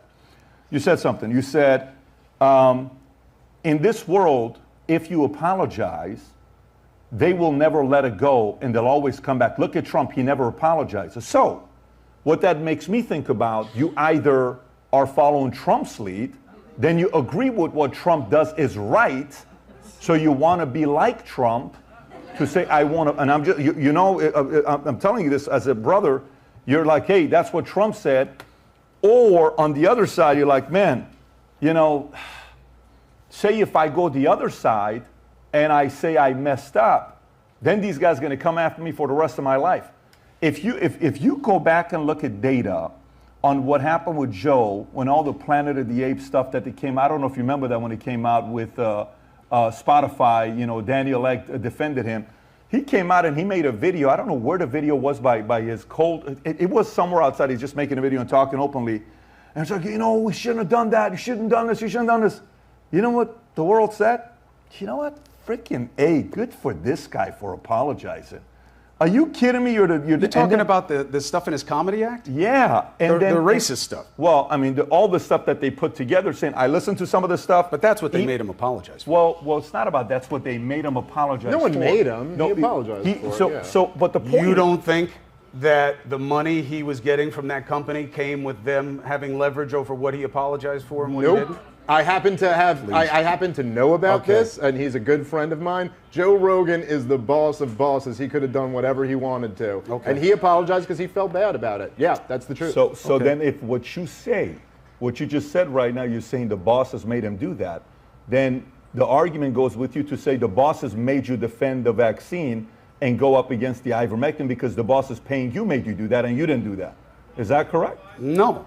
The bosses never made me. I wish I could give you guys the defense. If CNN made me do it, right like Tucker says about the war. But it's not right on the CNN side. There's no parallel. No, by the way, can I just say, what Tucker says about supporting the Iraq war is, I was wrong and I'm so sorry for doing that. Yeah. That's what he said. I know, but no, that's not what he says. He says Fox confused me and duped me into believing. I literally just had a conversation with the man face to face a couple weeks ago about this. And he said, "I'm so ashamed of it." And I know I'm so he definitely sorry says that. He definitely says so it. it's not. Definitely And by the way, he was the #1 guy in cable news till he left, and now he's one of the #1 guys on the internet. I totally get it. You can apologize. It's not about not apologizing. I apologize all the time. What I'm saying is the reason you're asking for it here is just as a simple gotcha. Trump is right.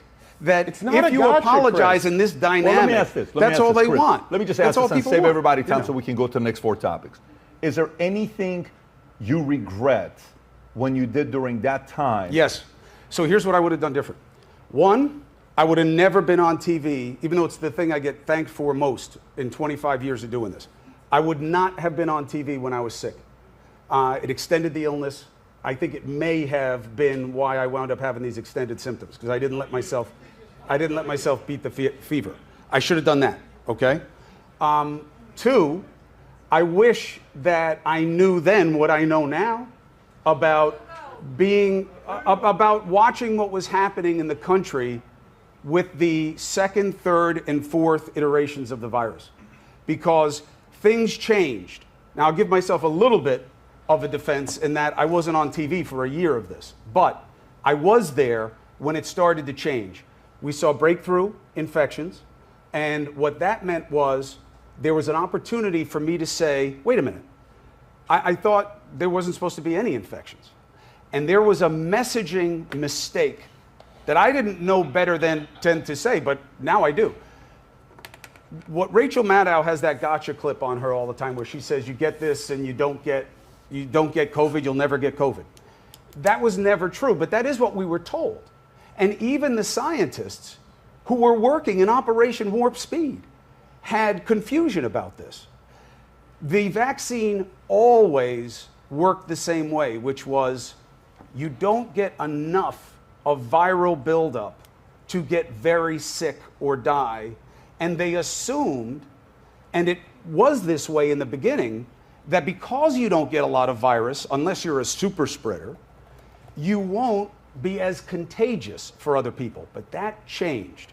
And I wish that during that change, I had seen it for what it was and said, wait a minute, you got to change the mandates, you got to change how you see the booster, and you got to change how you message this. Because there was a lot of drama and pain that happened in those later iterations and a lot of loss. Chris, anything to apologize for. Apologize. Anything to apologize for. So Chris, hang on, Chris, hang on. Let me just say, open-ended, anything to apologize for. Anything. I did not do anything on purpose that I thought was wrong. So whether it was or not, whether it was or not, listen, sometimes in life, you're married, I'm married, I've been married 14 years. I apologize all the time. That's the point. But sometimes we do stuff, whether it's intentional or not, sometimes we do things And then we say, listen. That's because I want the other person to be okay. And there's millions of people that listen to you. I know, but here's the problem. You're the minority. There are a lot more people who, if I were to say, which I do not believe, okay, that I should have never said that people should take this vaccine early on. I should have never said that. I should have never said that when people change their position, you said there was no change until everybody loved the vaccine with Biden. No. Early on with Operation Warp Speed, I lived it. I watched the process.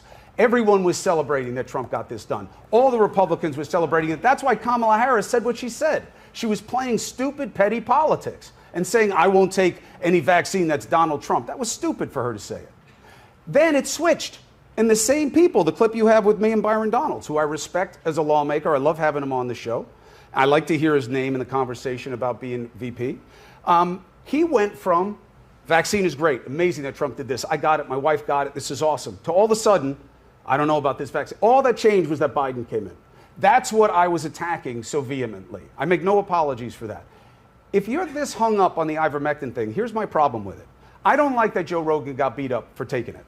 I don't think anybody was in the right to say ivermectin was something you should be taking instead of the vaccine, or if you have it.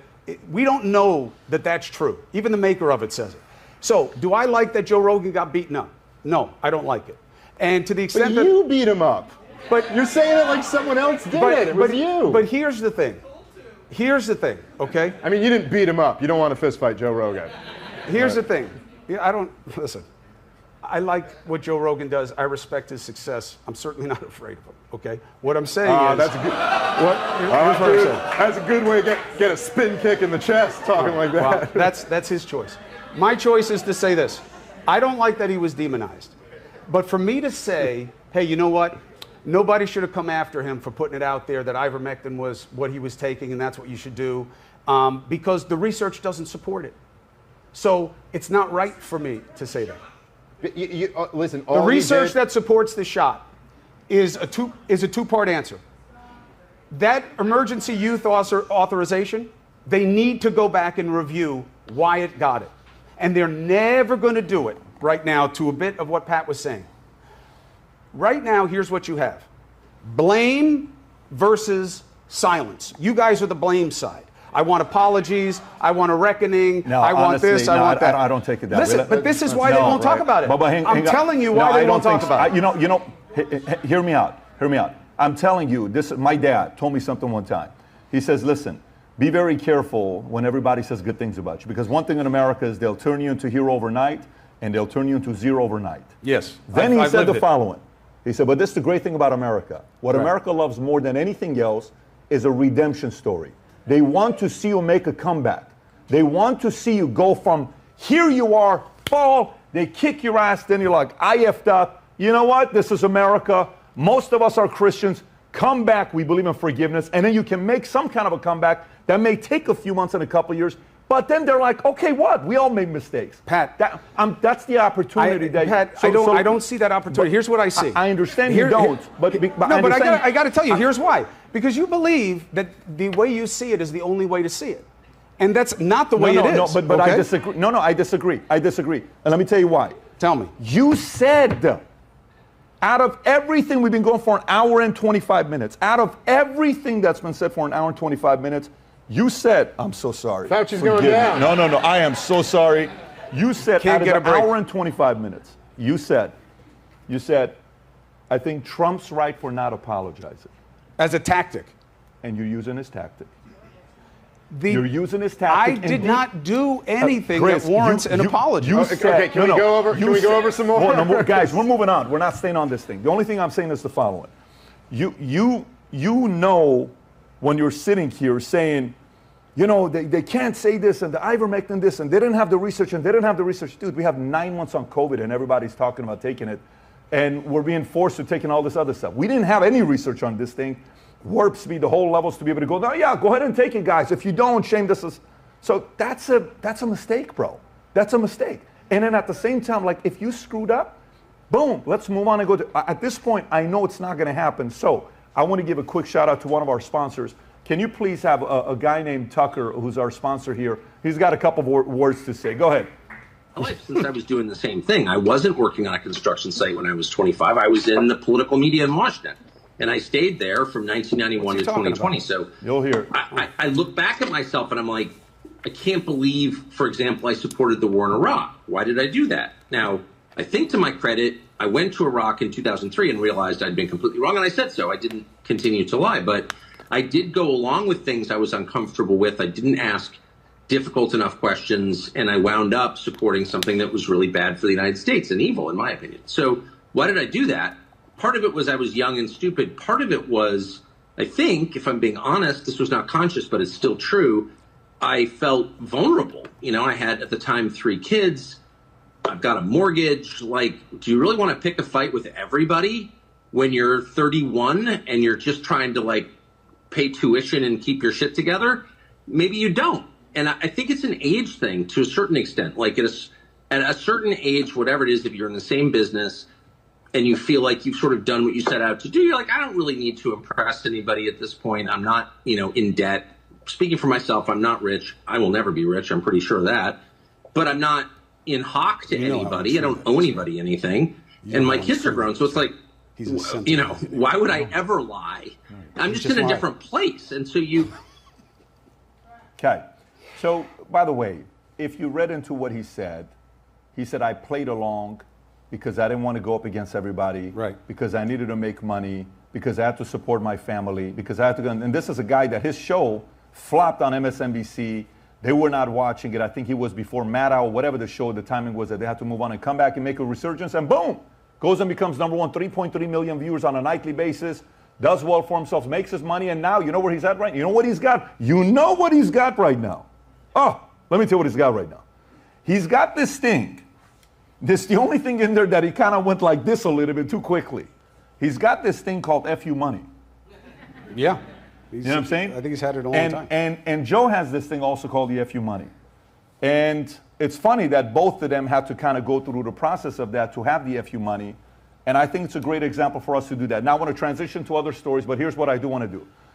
If you're watching this, the way you get to vote for today's debate so far, because we got a bunch of other issues we got to talk about right now with Trump, convicted felon, migration, dual citizenship. I'm not done. We're just getting started right now. You get to vote by sending a Manect to Dave Smith and to Chris Cuomo, if you can put their Manect up. Ask him any questions, anything you agreed with, disagreed with, papers, articles, whatever it is. This is the way to get connected with them. They're both on Manect, and they actually get back to people very quickly. I actually think Chris is top 3 fastest to get back to people on Manect, and I think out of everybody, he's got 100% 5-star except for one. And Dave Smith gets back to people quick as well. By the way, you gave me a 0, you bastard. All right, let's go to the next. We're not getting the apology tonight, folks. So afterwards, we'll get our part. That's all good. All right, let's go to the next thing. Unless if you want a last chance to apologize. If you don't, we can skip this thing. All right, let's go to the next story. He gave me the look that he doesn't want to do it. All right. Tucker, Trump, convicted felon. Reaction to it yesterday. Let me just read some of the stuff. 34 counts. We know it. Up to 136 years he can go to jail. The $130,000 payment to the adult film actress Stormy Daniels, et cetera, et cetera. When you saw that, Dave, your reaction to it? Well, I mean, look, and I know this is like a disclaimer, but it is just the truth because just so you guys know where I'm coming from, I am not a Trump supporter. And a lot of my audience wishes I was. I've been a sharp critic of Donald Trump through his entire administration, not for the reasons that the corporate press is a critic of Donald Trump, for different reasons, but look, this is just so obvious. I mean, for anybody who's being honest with themselves, look at this. This is a maybe misdemeanor that it's a glorified misdemeanor that they've turned into 34 felonies. It is totally appalling. This is a result of the justice system being weaponized, and they had this in New York where they know, I mean, getting a jury to convict Donald Trump in New York is pretty easy. People hate his guts there. And it's a major moment in the history of the United States of America. You know, one of the things that I hear a lot of Trump critics will say, which to me is the most, you ever hear the red pill, blue pill analogy? Like, in the Matrix, you either have the red pill or the blue pill. It's the most blue pilled thing I've ever heard, where they go, no president is above the law. You go, except all of them are.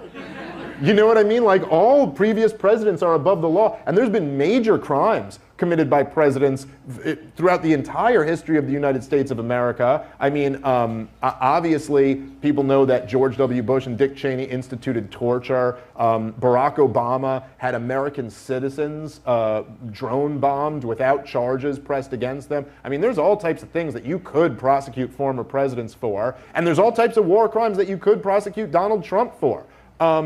But they don't go after him for that, because then their next guy would be open to being prosecuted for war crimes.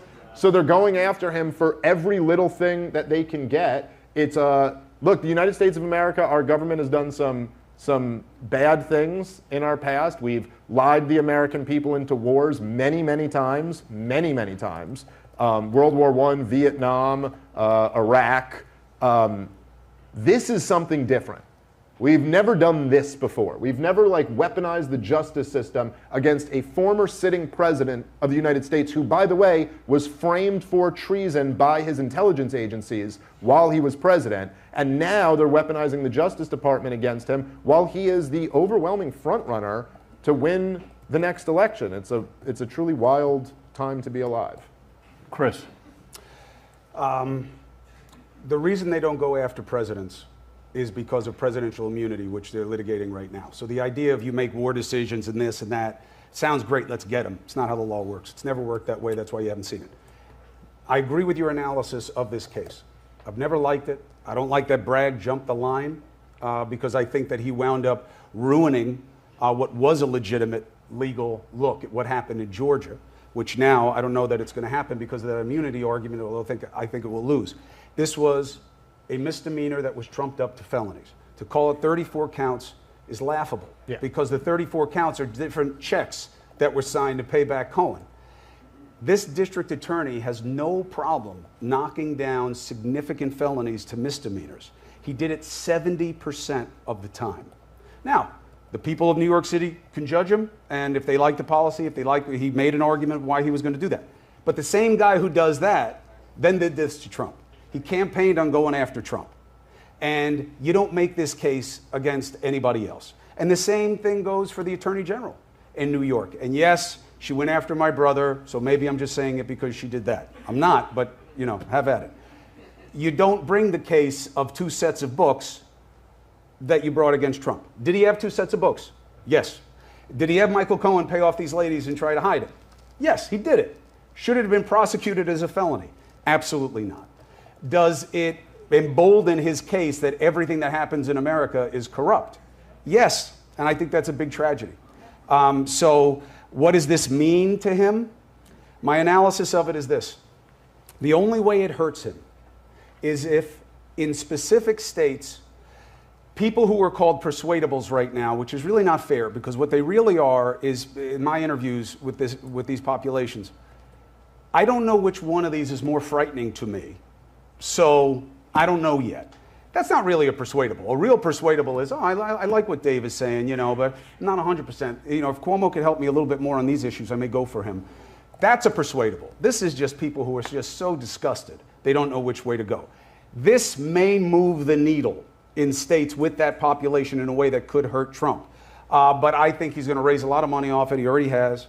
And I think it was a case that should not have been brought. And it was brought for the wrong reasons. All right, just a couple things on that real quick, because I don't agree that it's presidential immunity that's the reason why previous presidents haven't been gone after. I mean, look, when Barack Obama was first elected, remember this is not Barack Obama the president, or it's the very beginning, but this is Barack Obama the candidate in 2008 who was talking about ending wars and closing Gitmo and reinstituting habeas corpus and all these type of things. Right. And there was a lot of pressure on him from his left-wing supporters to prosecute George W. Bush and Dick Cheney and other top members of that cabinet for war crimes that had clearly been committed. And Barack Obama gave a speech about it. And he said in it, he conceded, he goes, yes, we tortured some folks. That's good. He just said it. And he goes, but now is the time to look forward, not backward. Which is a weird thing about prosecuting crime. Typically, you have to look backward in order to do it. But my point is just that, listen, the way things really work in the real world is that at the highest levels of power, there's no such thing as law. Okay? At the highest levels of power, all that matters is what's their political will to do. And the truth is there was no political will to try George W. Bush and Dick Cheney for war crimes. There is political will to stop Donald Trump for this. And look, I know you're a lawyer, and I'm sure you would kind of agree on this, that look, if you had Donald Trump on videotape stabbing someone or something like that, or you had some clear crime that he had committed, and you went, look, we typically don't go and prosecute former presidents, but look, I mean, this is just so like egregious, we cannot. This is, every single one of these cases are novel legal theories where they've come up with some philosophical way. Well, where not they all can of them, but spin, these two New York ones, yes. Okay, fine. Where they can spin this into something that they never would prosecute otherwise. Just so everybody understands, a hush money payment isn't illegal. No. It's not illegal to pay someone to say, hey, don't tell anyone about this. It's just a contract. That's right, it's just a contract. What they're saying is that this was a campaign expense and he didn't itemize it on his business records the right way. And with Cohen's testimony in this, I mean, it's pretty wild that they actually got they got him because of the this. checks, okay? Because Cohen, they had to, I mean, you can't believe Michael Cohen. But the problem was, this happened. You know, the tape, you have Trump and Cohen talking about it happened. And Cohen is a rapacious liar. That's true. And you cannot like him for that. But Trump did it. It's just not a felony. And yes, they've gone after people for having 2 sets of books. Not people like Trump and in these circumstances. Now, what I get beaten up for when I'm in a different room is that I say there's a thing called prosecutorial discretion. All right, the idea that if I have the facts on Dave Smith, I'm going to prosecute him 10 times out of 10. It's not true. There has to be policy involved. Is this something I really care about? Is this the kind of crime we're trying to stop? We live this in your state too. DUI. DUI used to be no big thing. They had 3 different levels of it. Then all of a sudden it became a big policy. And now we all know, I'm sure in our own personal lives, God forbid that happens, how big a deal it is, and they're definitely going to come for you. These crimes are not those things. The Georgia case is something different. I don't know that you'll ever get to hear it. I do see it a little differently, though. I believe that this society does have administration of justice under law. Is it perfect? Of course not. Compare it to other places, looks a little better. But we haven't figured this out. You said novel legal theory as kind of like a pejorative about those New York cases, and I think you're basically right about that. Certainly this one that we're talking about. But there is this issue of this constitutional mechanism that if you're a president, you have to be impeached and removed, and then you are subject to the law. So, you know, and then people will say, I don't know if you guys followed this Supreme Court thing. It was actually pretty interesting, where he was like, so what if Dave and I are running for the same office and he decides to just shoot me in the head while he's president of the United States? Is that okay? And his guys were like, yeah. Luckily, Joe Biden can't lift a gun. But he'll take you out back. He'll take you out back. So, you know, look, here's something that I think I struggle with a lot in this business. And this is a Jordan Peterson quote. You have to ignore single factor explanations for complex situations. It's tempting. You want them. You want it to be simple. You want it to be obvious. But very often it isn't. Even this situation with Trump, which I think politically kind of net probably winds up helping him and hurts all of us. Bill O'Reilly suggested to me on my show last night that Joe Biden should do the right thing for the country and pardon Donald Trump. He said he should call Governor Hochul, state crime. He should call Governor Hochul and say, pardon Joe Biden. Thank you, genius. Well, if you'd let me finish, you would have heard it. So, but here's the problem with that. What happens if Joe Biden did that? Joe Biden pardons Trump of any federal crimes, okay? And Hochul clears him of this shit so we don't have to live through the sentencing. All right? And just so you know, when he is sentenced, July 11, he's going to appeal. They're going to go to sentencing. Even if he is sentenced, now I was wrong about this case, I thought it would be hung. And I don't think the guy's going to sentence him to time. I could be wrong again. But even if he is sentenced to time, he's not, you're never going to see him in a jumpsuit. he is going to appeal, and there is no reason to have a first-time offender incarcerated for an offense like this, even though it's a felony, it's an e-felony. Well, listen, I'll say... It's 34, but it's sentencing, it's going to be the same transaction. I would it's not say that they this, caught right? him 34 times. I would say if you zoom out, right, to kind of try to appreciate the Trump phenomenon. And again, I've never voted for Donald Trump, and I'm not planning on voting for him this time. I'm a big critic. I think he failed in a lot of important ways. I think his appointments were terrible. Government spending going up every year was terrible. His handling of COVID was terrible, okay? There are some things I like about him. But if you zoom out and just try to look at this, what Donald Trump really embodied, and I think this was something that you guys at CNN during the rise of Donald Trump could never quite grapple with, and I think this is something that in the corporate media in general they had a tough time grappling with, was that people were so furious at the establishment that they went with the biggest middle finger they could get toward the establishment. And he basically was pointing his finger at DC and saying, drain the swamp, these guys are all stupid, they all make bad deals, I'm very smart, I'm going to make great deals. They've ruined the country, which this was, even at the center of his slogan, Make America Great Again, there's an accusation in there, right? That's like, you ruined the country, and now I have to come back and save it.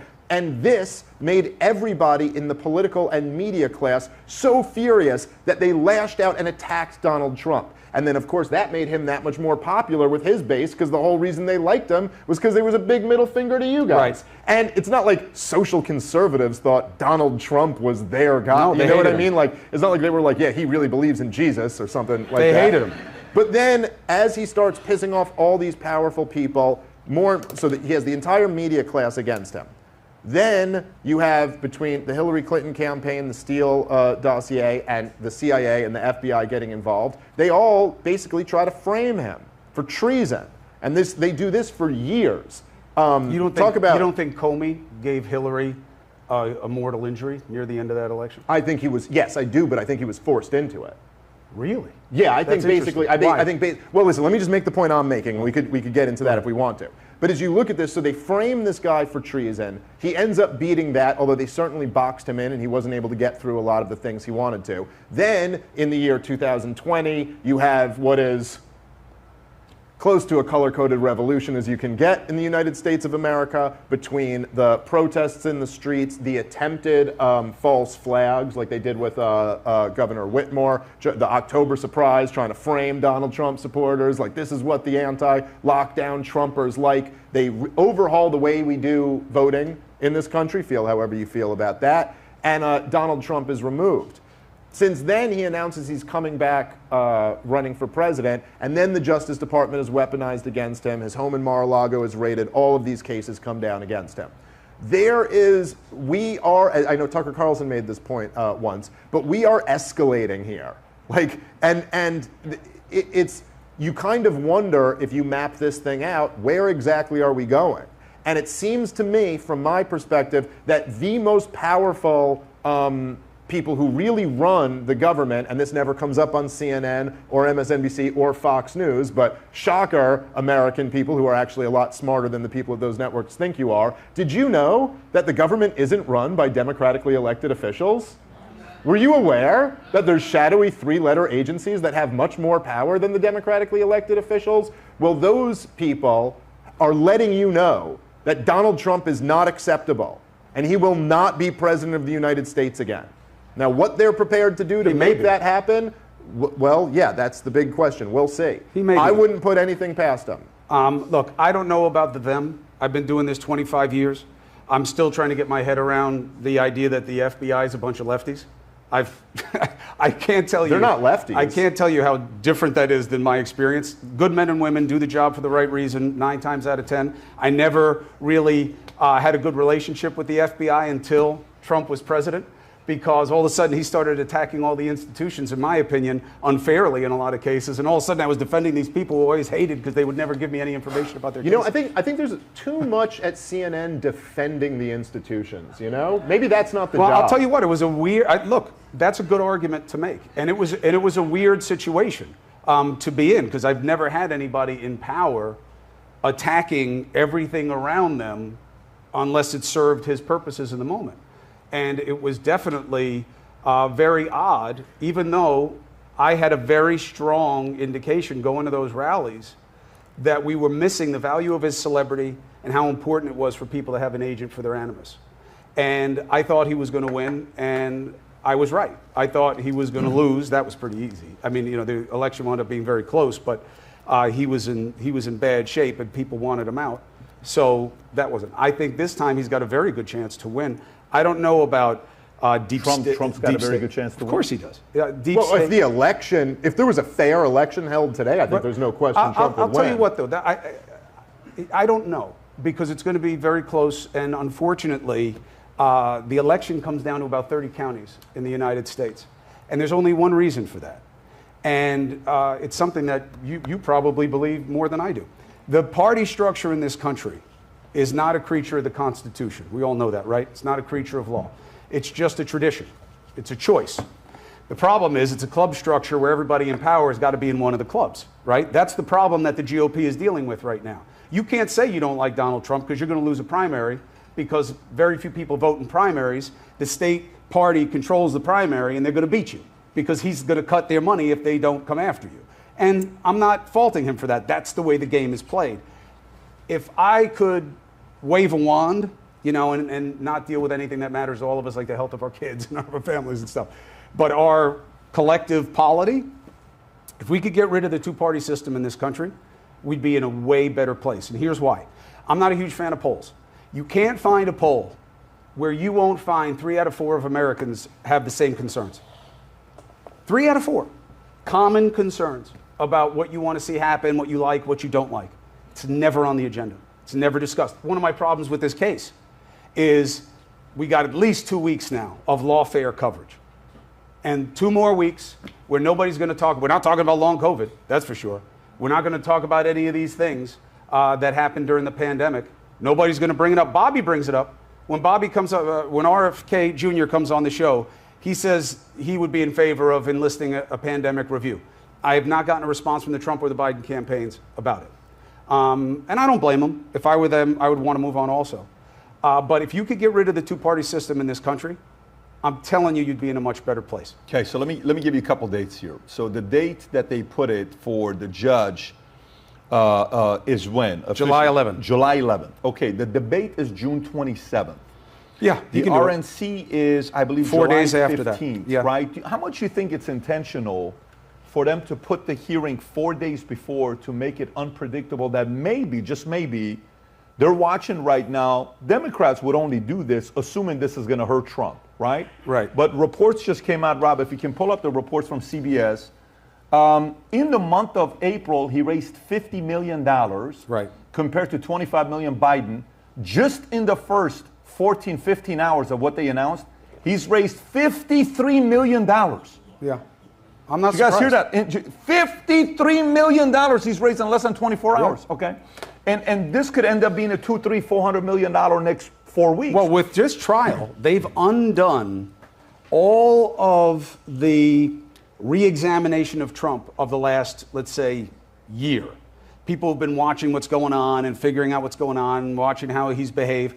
I believe all of that was undone with this, because his numbers have been struggling. He should be, anybody should be killing Biden, okay? The guy's got 1 day a week. He's got Wednesdays. No, but I'm saying just the idea of him should be enough.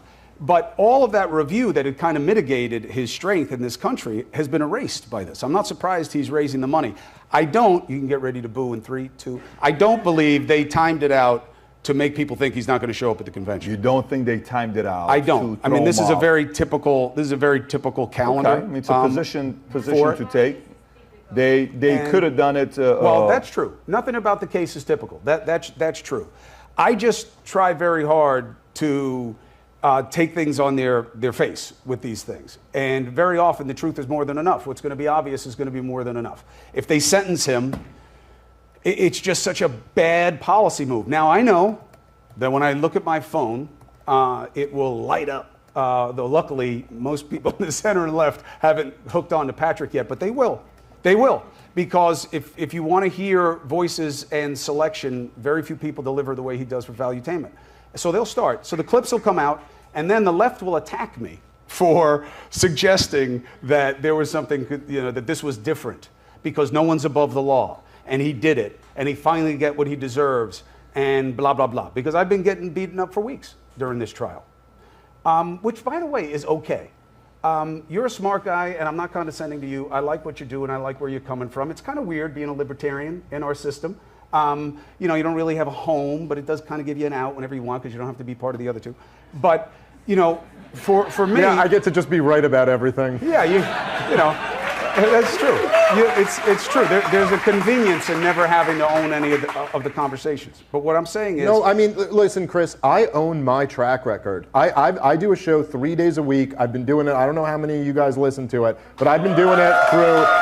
I have a track record just alongside yours. I'll put my track record up there, and I'm very proud of it. So I do have to own something. I was out there in real time being against the lockdowns, being against the stupid mandates like outdoor mask mandate. It was so, listen, this stuff wasn't that, I mean, I don't mean to bring the conversation back to COVID. Why do you think they did it? But well, listen, hold on. But listen, forget even why they did it, okay? Because I have my theories on that, but I don't know for sure. I don't know what's in people's hearts and minds. What I do know is that saying something like, I'm vaccinated and I need to force you to get vaccinated so that you protect me was so profoundly stupid that the second someone said that, I was like, now that doesn't make any sense. And I'll tell you what, you can look this up for yourselves.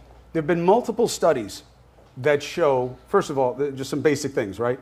Hospitalizations, 9 out of 10, once the vaccine came out, were unvaccinated people. That should matter, okay? Now, as you went through the iterations of the variants, should they have changed? Yes, yes, yes, but it'll never happen. You'll never hear that where things stand today, because if there's no review, it'll never happen. But the idea of why you were supposed to take the vaccine was very basic. And what did we see as a result? Now, they'll throw numbers about how many people died because they didn't take the vaccine. I don't know about those numbers. Mortality is a very tricky thing to pin down.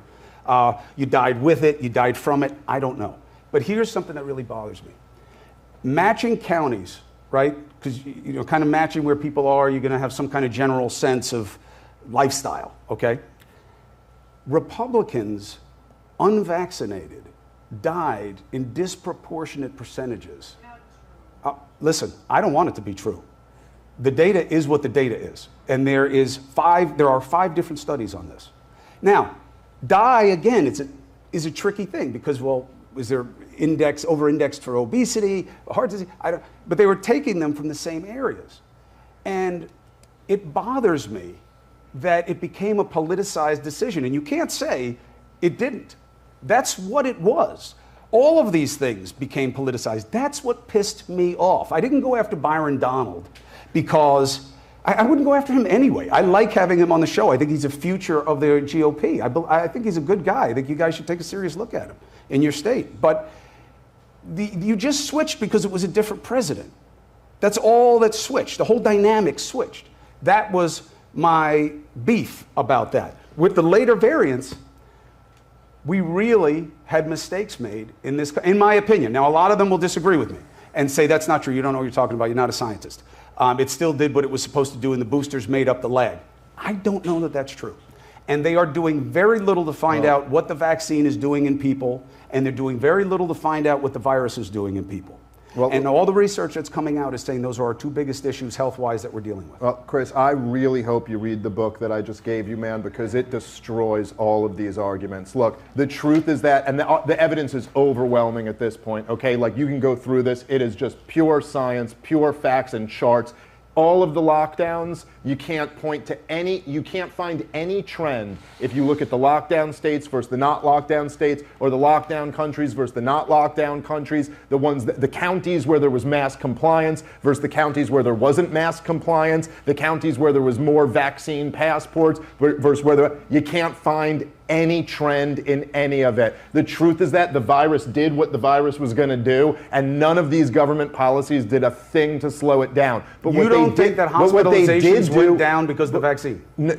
Listen, read the book, man. I'm telling you. No, it's not a conclusive point. But what these policies did do is they destroyed the lives of tens of millions of people. And by the way, Chris, this is why there's so much anger about this stuff, okay? This is why people are so furious and why people do kind of want to see somebody, because listen, I give you a lot of credit for doing this. Like, I really am grateful to you for being on this stage with me here. The thing about it is like, I think from my perspective, and I really do think I speak for millions of Americans when I say this, this is all we get. You. Like, there's no one else. Fauci's never going to do a debate like this. None of the other, top establishment scientists will go. Well, hold on, let me just finish my point. Yeah, because they're cowards and they're wrong. None of them will go on Joe Rogan's podcast, right? What did he end up? You remember the pot that was offered for that doctor who was like everyone chipped in? I think you chipped in for it. Yeah, like everyone's. He would raise millions of dollars. They won't debate RFK. They won't do any of this, and so it's like, look. I think a lot of people are angry about this stuff. Now, back to the point you were making here, okay? When we're talking about specifically the vaccine passports, okay? This was during the Omicron wave. Right. We're talking late 2021. Right. There has been, at this point, you had almost 2 years of COVID hysteria, with the establishment being wrong about every single prescription along the way. And meanwhile, there's also mass censorship of any of the experts who come out against it. I mean, the Great Barrington Declaration, that happened in the fall of 2020. This is a full year later after that, after all these experts came out and said the government got this entire response wrong and ruined tens of millions of people's lives. But listen, if you look at, there's no question about. But they were seen as a minority group. Yeah, but they were a group of experts. I mean, I don't know. Yeah, the ones who I'm just tell saying, the truth. that was shot down. If you look at what Omicron did, okay, this was after mass vaccination, okay? It tore through the unvaccinated areas and the vaccinated just alike. You cannot look at one chart and say, oh, look, this area had high vaccination rates, and therefore Omicron didn't really come in here and no, tore through it just the same as it did everybody else. It tore through it in terms of cases, not severe cases. It's not true. Look, I agree. It's not true. I agree. Well, look, again, we can look at the data. You can put the data up. I mean, this is what I do. But what I'm saying is this. This is what I do too, with a much better track record, Chris. I'm just being honest. This is the truth. I don't know that you have a better track record. I really don't know that you have a better track record. Okay, so let me ask you this. Right. Do you think lockdowns worked? Did they cause more harm than good? By the way, there was no good that was caused, but do you think they caused more harm than good? The correct answer is you can look again. I wish these things were that simple. Okay. I can argue yes. I can argue no. The government will say yes. No, but I'm asking you. The people who are in charge, Robert Redfield, will say yes. Do you think that lockdowns mitigated the virus and were not offset by the catastrophic harm that lockdowns caused? That's a different question. And that's hard to know. It caused so much pain in this country that it's hard to say. How do you value what they believe was saved in terms of lives? Go look at the Johns Hopkins study on lockdowns. They looked at all the lockdown areas versus the areas that didn't lock down. They found no difference in mitigating the virus. It was just the disaster. And I was against the lockdowns from the very beginning. I was against the ridiculous outdoor mask wearing. I was against all of the mandates, all of people being deemed non-essential, all of this stuff. I get it. But it wasn't just America. You make it sound like, I'm against it everywhere. But what I'm saying is, but it matters that it happened everywhere. It matters, and it happened in other places longer. And in Sweden. Yeah, look at Sweden. How did it work out for them? What? Wait, are you serious? Yeah. Sweden, by the way, here's how it worked out for Sweden. Lowest excess mortality rate in all of Europe. That's how it worked out for Sweden. They had rates of illness in there. Yes. And then they didn't build up the herd immunity they thought they were going to by going that way. Okay, and the UK wound up watching them and reversing course. And why is it that Sweden has the lowest excess mortality rate in all of Europe? Because of all of the deaths that were caused by the lockdowns. That's why. They were the ones who didn't do that to themselves. And man, I mean, you look at, Pat brought up the number of small businesses that were ruined during the lockdowns. That's the least of it. And that's huge. I'm not trying to downplay that at all. But you're talking about suicides, families breaking up, children falling behind, just things that people will never, and not just that, but also just, look, here's the thing, right? And this is what I think the media class never really grapples with. If I were to ask you, what was the cost of the war in Iraq? Okay, what was the cost of it? Now, you might try to find what you go, okay, we spent $2 trillion on the war in Iraq. Okay, there were 1 million Iraqis died as a result of that war. Over 10 million were displaced. You could look at the thousands of America's bravest young boys who killed themselves, tens of thousands, if you want to count the ones who blew their brains out in the aftermath of it, okay? But then you know what the cost of it was?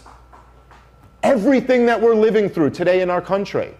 Donald Trump being president, the lack of trust in the corporate media, the culture war, everyone being pitted. Like, these things have costs for your society down the road that are impossible to measure. And the costs of the lockdowns, it's going to be another 15, 20 years before we look back and really recognize it. By the way, one of the costs of the lockdowns was the Summer of Love.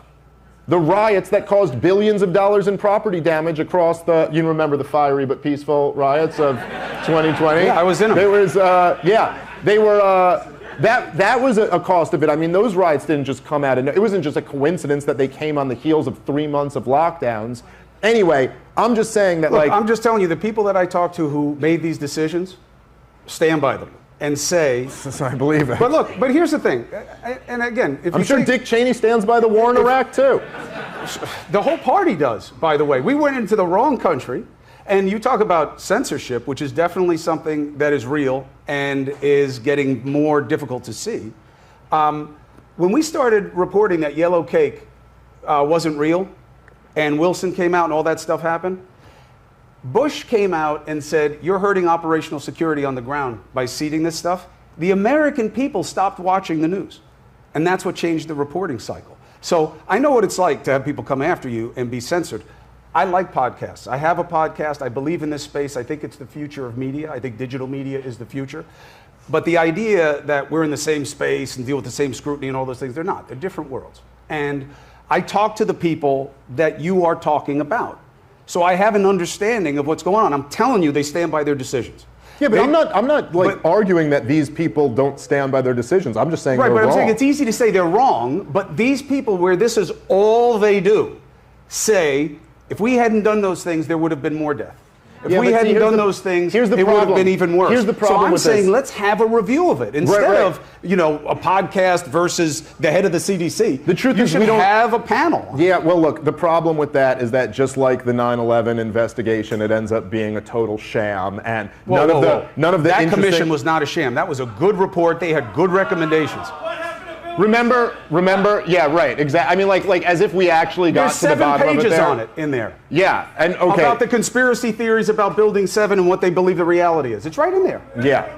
Okay, and then they had the 28 redacted pages that stayed redacted for years and years after that, which basically only came out when everyone didn't care enough to find out that there was high Saudi involvement in 9/11, and we continued to prop up the House of Saud since then. And by the way, fought on the same side as Al-Qaeda in Libya, Syria, and Yemen. But anyway, regardless of that, look, I understand that you're for this theoretical investigation into COVID. But here in the real world, the investigation has been done. I mean, the problem with you saying, look, when I talk to these experts, they really believe it. It's like, yeah, except for the head of the CDC who didn't believe it. And what happened to him? Who? He was banished. Never to come back again, right? All of these people. Robert Redfield, I just talked to about all of this. On your show now. He does not agree with about 100% of what you're saying. About lockdowns, about masks, about the vaccine, about ivermectin, about long COVID, about all of these things. He does not agree with you. Well, let him come sit wrong. next to me and I'll tear him to shreds. I mean, what is he going to say? That ivermectin is horse dewormer? Is that the argument he's going to go with? No, he's going to say it doesn't work in the research for treating COVID. Okay, but that it may not hurt really you, but be very careful. Don't give people suggestions like that. That's what he'll say. Okay. I mean, I wasn't really giving people suggestions on it. I'm just saying it's people medicine. You know, but what I'm saying is, when you weaponize something like they don't want you to like this is bad, it obviously encourages it because ivermectin wound up having a rush on it. And there's no other explanation for it than that. What I'm saying, and it's not just a theoretical review, it would be a review. And you can have your feelings about what building mysteriously fell, which is point of some conspiracy. I'm saying it was the best chance to get to a better place. And my question about this is, you say there are millions of people. Why do you think that the right fringe of the GOP never discusses these issues? The most aggressive, out there, what they will talk about, Pizzagate, whatever it is, they won't talk about this. About what specifically? This conversation. Well, I mean, if I'm being honest, I think the reason why there's not a lot of political will from the Republicans to really talk about this even the right is because, fringe. but even then, because there's partisan issues here. The Republicans totally failed the country too on this issue. And, DeSantis here in Florida, I think maybe if you guys are in Florida, you might have the idea that that was like the typical Republican gubernatorial response, but it wasn't. He was the outlier for walking back lockdowns and saying he'll never do mandates again. It was Nome, DeSantis, and Abbott then after DeSantis walked them back. But the rest of the country full of Republican governors were basically as bad as the Democrats. Listen, the reason they won't talk about it, okay, is because, you say millions and millions. The numbers aren't even close. The reason this doesn't show up in an issue preference thing, like what are you going to vote on? This is nowhere in the top dozen. Okay? So that's one reason that they won't talk about it, is why would I talk about what people say they're not going to vote on? Okay? The second reason is they don't agree with you. Okay? Even the guy who's running the panel in the House right now, who's a doctor and a Republican and a Trump supporter. Okay? He does not agree with your assessments. I'm not a Trump supporter or a Republican. But what I'm so saying is, for putting aside that maybe you should be a little open, that maybe some of these people know things that you don't, and you would want to see that tested on a panel of their peers. Okay, so I don't know why we wouldn't all want that. Chris, listen, it's a totally reasonable thing for you to look at me and say, listen, there are doctors who are saying this. Why don't you be open to they might know some things that you don't? Okay, fair enough. But I gotta say, again, for years, you were the #1 show on CNN and you never had this energy. You were certain that the unvaccinated were the scourge of America. You were certain, as you told Congressman Donalds, that he was a dummy for not getting vaccinated, even though he had already had COVID. You did not, when you hosted your show on CNN, have the attitude that hey, everybody should stop acting like they have so much certainty. We should all kind of listen to the other side. So it's kind of rich hearing it come from you now. Because you're not giving me the benefit of the change. In the beginning, the first 2 variants of this virus was a very different proposition than later. Your apology, Christians. I definitely apologize, submit myself, prostrate myself before you for your redemption, that I wish that I had the foresight to be caught up in that mix as we saw that it was changing and not push harder on them not responding to the change. I think it would have really helped. And I'm not saying I would have had that much influence, but I'm saying it would have definitely mattered to the cohesiveness of this country. If after Omicron, let's say, okay, so you're summer of 21, going into 22, mandates are in place, people are starting to buck back in different areas, and you're having spiking things, and they're revising about super spreading and all this other stuff. If at that time there had been a revision of removing the mandates, realizing that the boosters are a maybe, and there would have been a relaxation of it. Now, I'm sure that I'm going to get beat up for this, and they're going to say, wow, you're crazy. If we had done that then, the number, all right, maybe. I'm just saying that in terms of how people felt, and politics is a big part of that. I think and to the little man that you have on your bucket there, when they made Tony Fauci and Birx the spokespeople for the U.S. government, Tony, I'm sure, will second this. I said to him, this is a mistake. You guys elect people, to Dave's point, I don't share the mystery 3-level agencies, deep state stuff, but you elect... CIA has no power. It's not that they don't have power, it's just I don't believe it to the depth that you do. What I'm saying is, though, the President of the United States should have been talking to you every day. And he should have been owning the changes in messaging. Trump and Biden, both of them leaned on Fauci. Scientists do not exist in a political space. You don't think Fauci does? I'll tell you why. Look, Tony Fauci's problem with gain of function is so typical science versus politics. When you say, as a scientist, so they said no more gain of function. So this commission got together and changed the definition of gain of function. So then we did that research. So I wasn't doing gain of function research under that old definition that you're talking about. To a scientist, yeah, okay. To a politician, you're a dead man if you say that. And that's why he's having so much trouble with I mean, just about listen, anyone just being honest would have a problem with that. I mean, what they did in the Wuhan lab was clearly gain of function by any reasonable well, not by their definition. Right. They made a snaky definition and then changed it so that he could get away with lying about it under oath before Congress. Look, but, by the way, you remember when Rand Paul asked him straight up whether he's getting royalties from the big pharmaceutical companies or not, and he refused to disclose the information? Come on, Chris. This guy is as corrupt as it gets, but man. he puts out and the fact that you guys all just gave him fluffy interviews through the whole thing, man, was really a disgrace. He puts out an income statement every year. Comer and these guys have been very aggressive in going after him. They haven't made a single recommendation to the DOJ to follow up on anything yet. They're pulling him back on the Senate. They want to get into his emails. They get into all these things. Why? Because they have this other guy who's called a senior advisor to Fauci. He wasn't a senior advisor. It's a title. I don't know why that guy was saying what they were saying. They should definitely haul him in. They should figure out why he was saying what he was saying in those emails. They haven't tied it to Fauci. And if they do, then they do. But it is a little curious that as enthusiastic as we are these days about prosecuting our political opponents, they haven't even made a reference to the DOJ about him. Can I ask you a question? I'm telling you, it's noise. A very different question. Why do you think 2020, Trump only got 9% of the African-American vote, and Democrats have owned the black vote for decades, since 64. Why do you think it's 22% now to Trump? I think that there's several reasons, okay? Now, do I know whether or not that's going to translate to the polls on Election Day? Yeah. I do not know. Do I think he's going to get 22% of the black vote? I want to be careful. No, I don't. But minority vote is a different thing. The Latino community is the most robust growth and voting bloc in this country.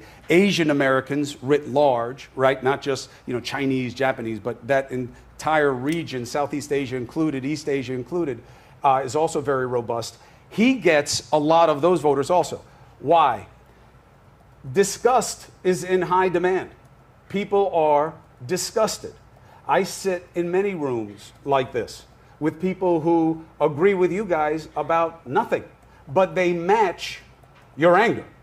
They are very, very angry. I sit and meet and talk to minority people who feel betrayed. They're driven nuts by the migrant situation because so much of the emergency services that get sucked up by that population are in their communities. The change in policing that was supposed to be for them on the left flank has made them more endangered in their communities. The economic recovery, while everybody likes to brag about how good it's been for minorities, they don't feel it. Now, it's not fair to put them all in one block. There are plenty of rich minorities, yes, but socioeconomically, you have a disproportionate distribution, right? As you go down the socioeconomic ladder, relatively, you start having more and more minorities, right? You have more poor white people in the country than poor black people, but by percentage, it's different. That's why they're reconsidering it. That we are in a time of change, and Joe Biden is not getting it done for the Democrats. He is not making their message. He does not seem like, the joke will be, we may not even make it. But he is failing to connect with their base, and they will move. People will move. It can take time, but we are at a low point in our party politics. We have never had two unanimously bad choices for president before in our history. Yeah, 2016 was pretty rough. But can you play this clip, Rob? And the reason why I'm asking this question, Hillary Clinton, is, for all her negatives, no one thought she was going to drop dead. I mean, I know they played. Yes, with no, I get your point. No, listen, it's a fair point. Do you think black people trust Fauci? It depends on who they listen to. Can you play this clip, Rob? You know, it depends on what you take I want in. to show you 2 clips. Go play this clip. Go ahead. How you guys doing with vaccine? I haven't gotten it yet. I'm waiting for them to be able to. Oh, you should get it first. Okay, that way you won't give it to them. Oh, I thought I would give it to them if I get it. No, not at all. In fact, we got to get you vaccinated so that if you were to get infected, you could pass it on to them. So you're actually protecting your family by getting it vaccinated. Well, I heard that it doesn't cure it, and it doesn't. That's true. Stop you from getting it. No. So on the very, very, very rare chance that you do get it, even if you're vaccinated, you don't even feel sick. It's like you don't even know you got infected. It's very, very good at protecting you. Just the Anacostia, so get up there. Okay. All right, see you later. Thank you. Have a good day. The people in America are not settled with the information that's been given to us right now. So I'm not going to be lining up taking a shot or a vaccination for something that wasn't clear in the first place. And then you all create a shot in miraculous time. It takes years to create vaccination. Well, it used to take years. Okay, it used to. You know how many years were invested in this approach? About 20 years of science to get us to be able to do it. 20 years is not enough. And 9 months is definitely not enough for nobody to be taking no vaccination that you all came up with. The only reason I'm talking to you right now, as close as we are, is that I've been vaccinated. Right. But if it allows thousands of people like you don't get vaccinated, you're going to let this virus continue to percolate in this country and in this world. Something like the common flu then, right? It's much more serious than the flu. Well, the flu kills a lot of people annually too. You know how many people died of the flu the last year?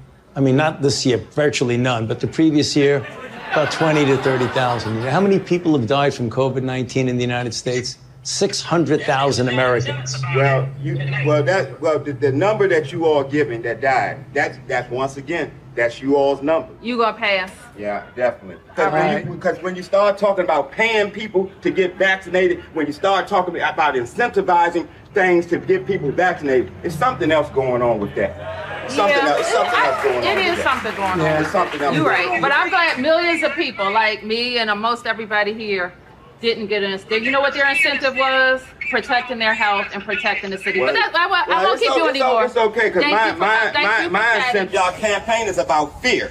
It's about inciting fear in people. You all attack people with fear. That's what the best part is he keeps talking shit while they walk away. That's how you knew there was a camera. By the way, how beautiful is that, man? For sure. Dude, I gotta, after this, I gotta go down to Baltimore. I gotta, with that video, and try to find that house so I can just salute that guy. Isn't it just amazing that what's crazy about it is here you have Fauci and these local Baltimore politicians going through the hood in Baltimore, knocking on doors, and they're wrecking him.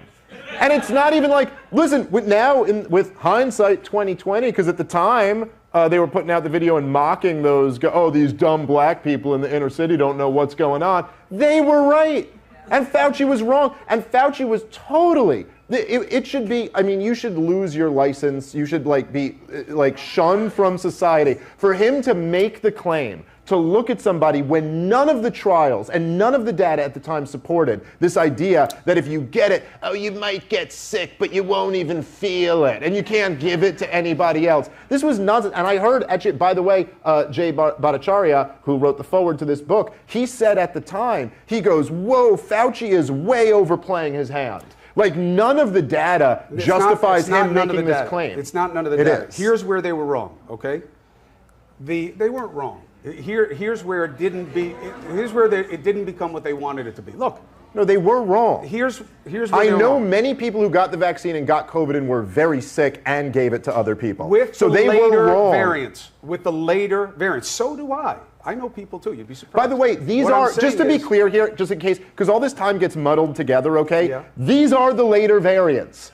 The vaccine was not available for the first variant, okay? The vaccine was not available. These are all the later variants are what we're talking about here. No, that's not true. You had it for the second and third, and then it really dropped off. The first, look, again, the idea that you guys enjoy the owning, I think, is part of the problem, okay? I know there's something satisfying about it, and it works great for media and for clips and to get you enragement. But it doesn't move the ball. Chris, man, you're telling me we could play that video of the way you and all your colleagues demonized the unvaccinated? Were they not trying to own us? It's only I'm sitting here, I'm the one who wants to own. Vaccinated, no, it's in response. Not getting vaccinated mattered. Yes, it's in response to all of you guys trying to own us for years from all of the halls of power. Fine. That now that you were wrong about everything, we're going to point that out. Fine. Yes. No, hold on. Two things. One, vengeance. Good. I hope it feels good. If you think it's going to stop it from happening again, you're wrong. You're wrong. I don't think it's vengeance either. I'm saying if that's the instinct, you tried to own us, we're going to try to own you. That's not true. But that's why I'm here.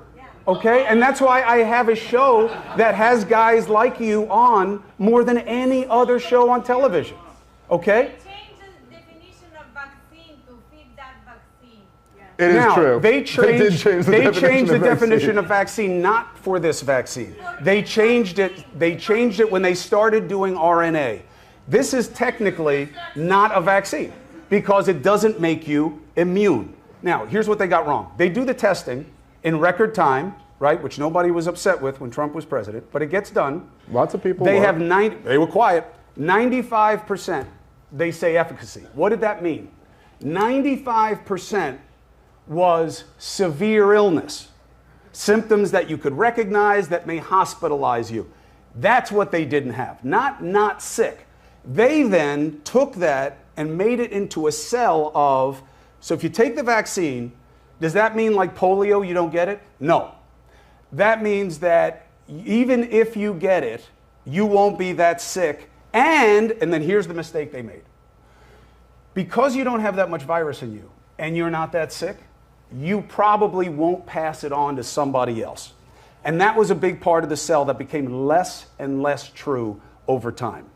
And the messaging didn't stand. Okay, you would call that a therapeutic. But by the way, at best. As somebody who was, and I agree with what you're saying, we were in different positions. You were the #1 show at CNN. I was doing a podcast on the internet. But as somebody who was not in that bubble that you were in, and was talking to experts who were outside of the establishment, the idea that there were going to be variants of this virus and that the vaccine would do a worse and worse job with all of the variants was the easiest thing to predict. That's not true. And experts did predict this. That's not. Yes. No, I'm not saying it didn't happen. I'm saying that the people they were using to do the measurements did not see it. And then no, the people you were talking to didn't. The people I was talking to did see it. So you were talking to people at the NIH and the CDC who was doing No, that's the whole point. I wasn't. So I was talking, but listen. There were plenty of experts outside. See, this is the problem here, Chris, is that you, which is the exact opposite of what the journalist's job is to do, is that you hold up here the government officials as if they're the real experts and nobody else is an expert. That's not true. I just gave you a book that was written by Tom Woods, has a degree from Harvard and Columbia, and the foreword by Dr. Badia. He is a professor at Stanford. Okay. These are legit experts, okay? They didn't work for the CDC or the NIH, but the job of a journalist is to always start from a place of skepticism toward those in government. There's no question about it.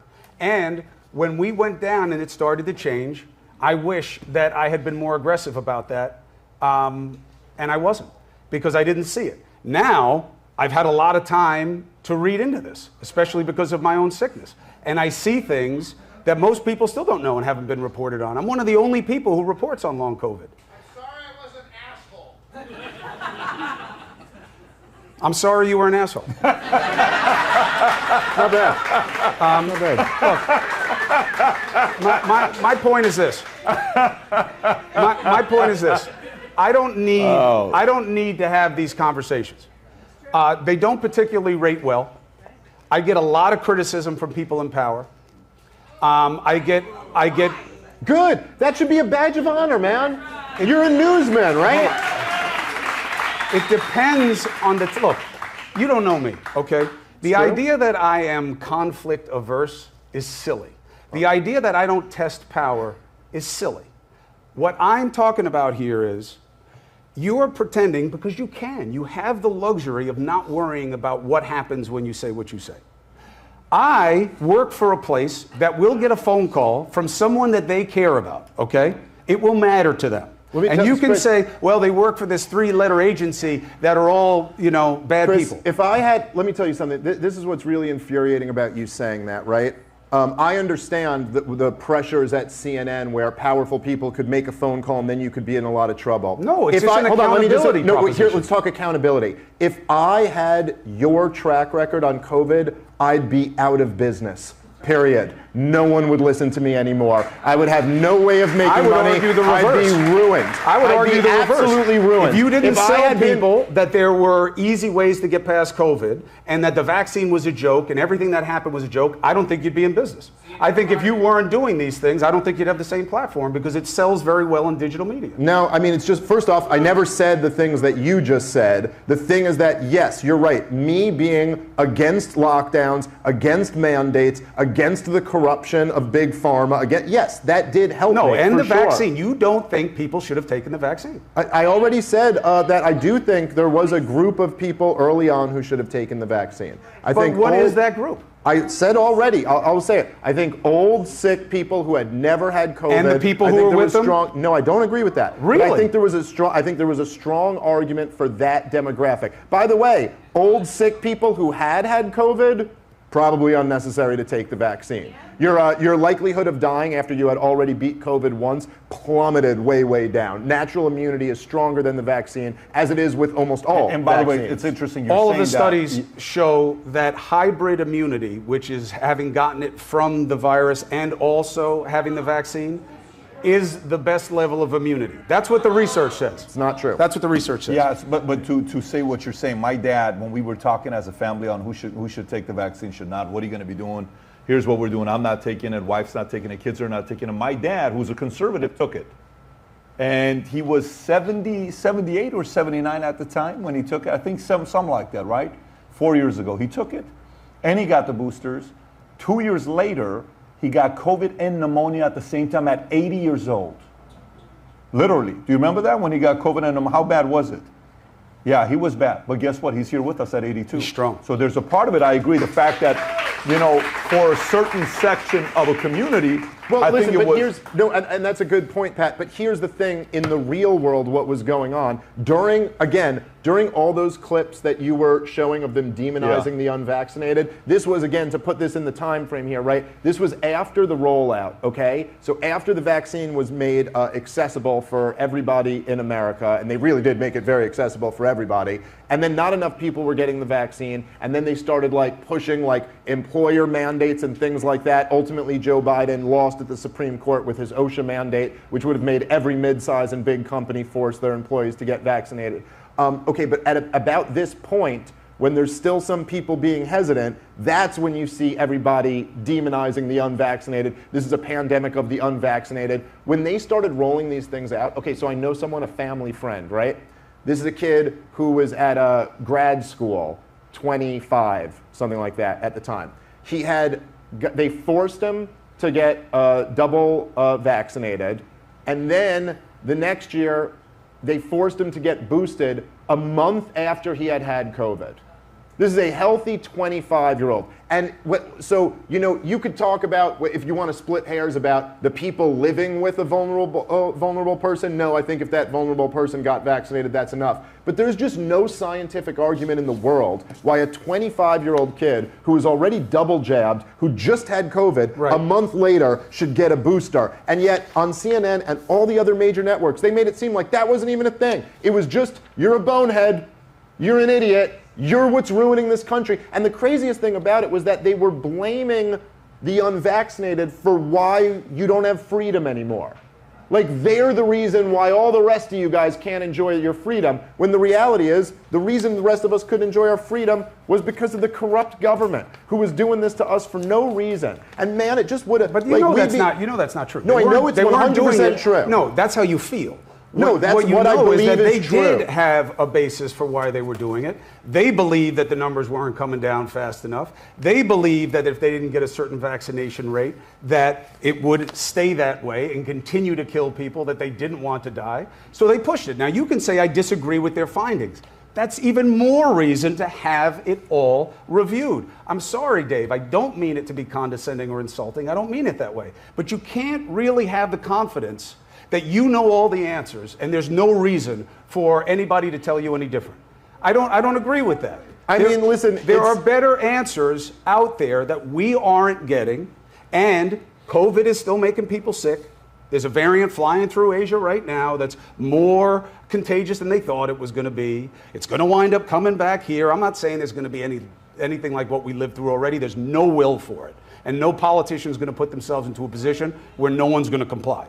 But people are going to get sick in your life, okay? And not from COVID. I'm saying from what happened to them a year ago, 2 years ago. Maybe it's the vaccine.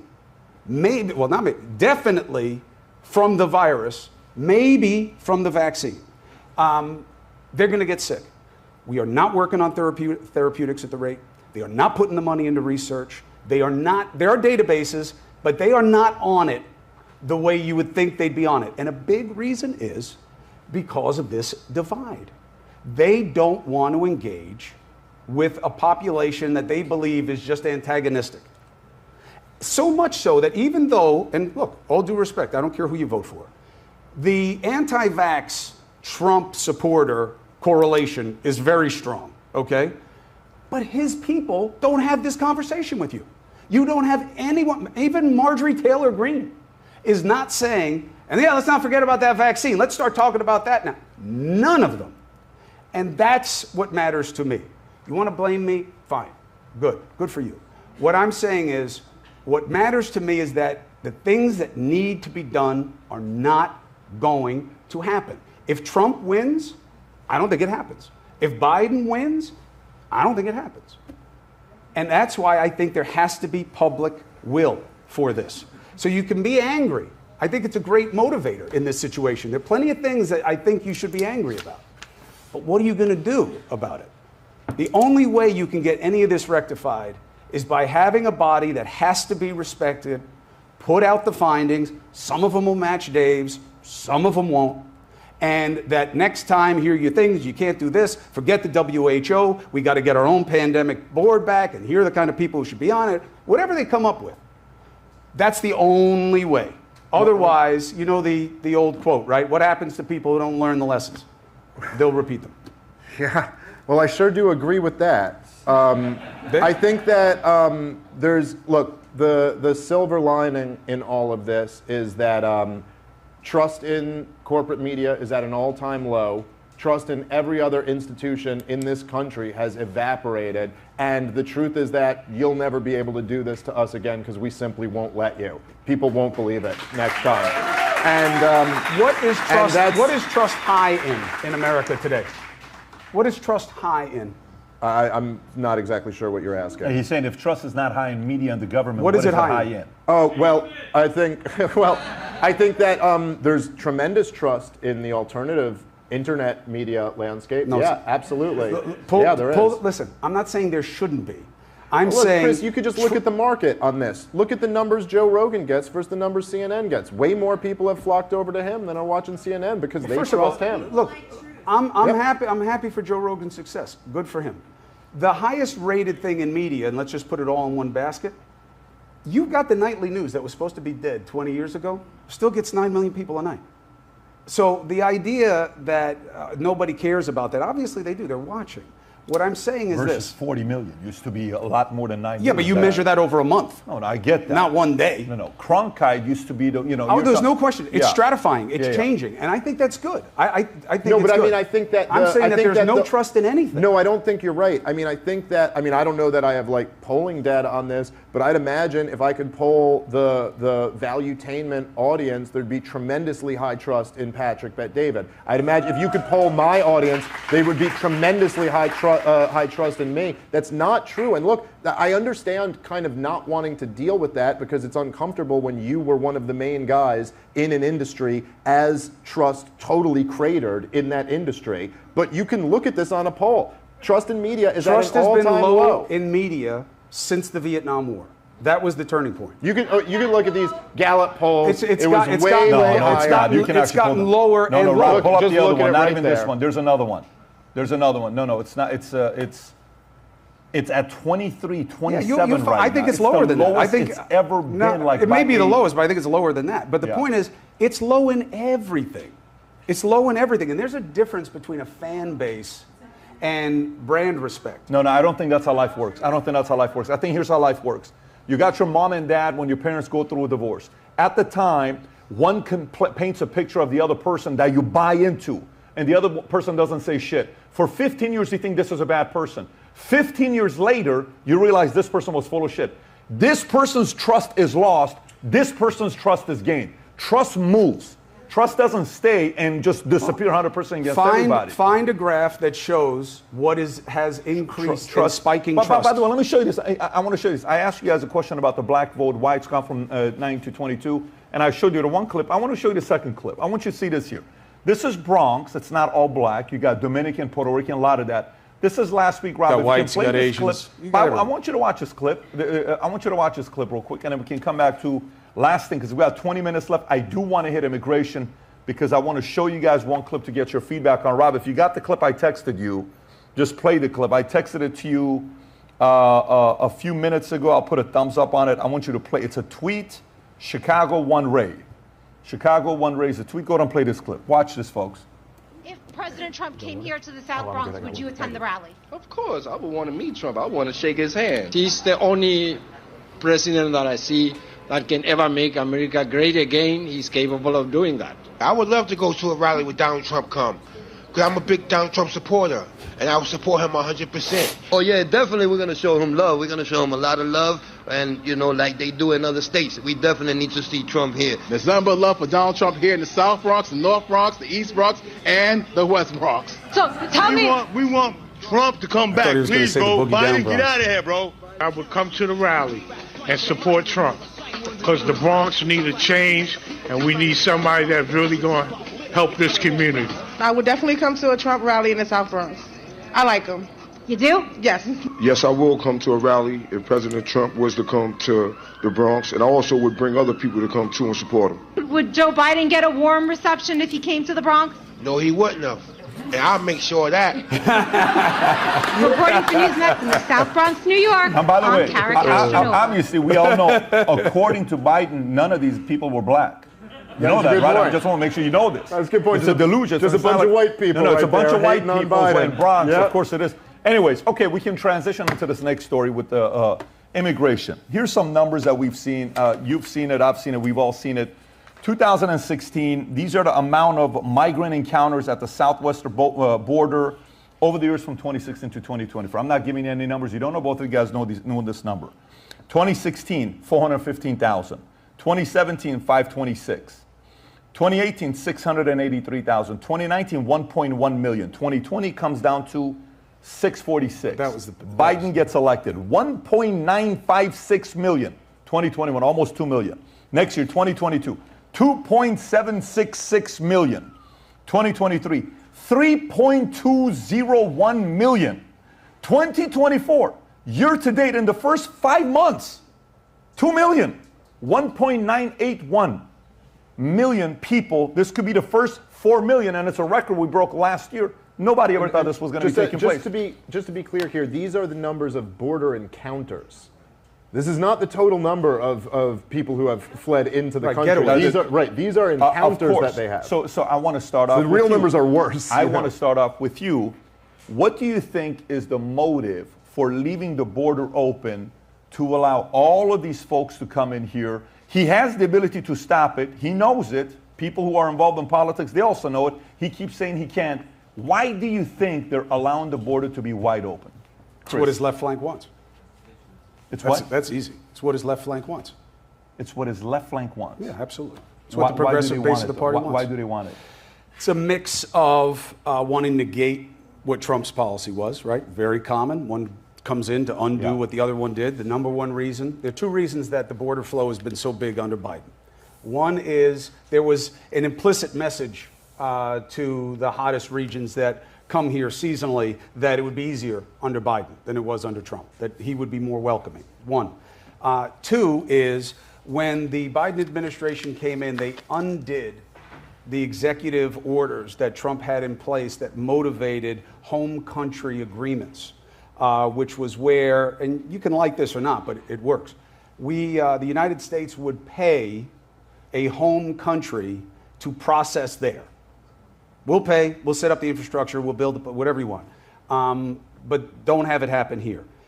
Biden got rid of all of those. Now, that number does not reflect something that has happened in the last few months, which is we have seen a dip. Why? Lots of reasons. But one of them is he put those agreements back in place. He made, not all of them, not enough. Remain in Mexico is the one that you hear most often. That's a little bit of a token.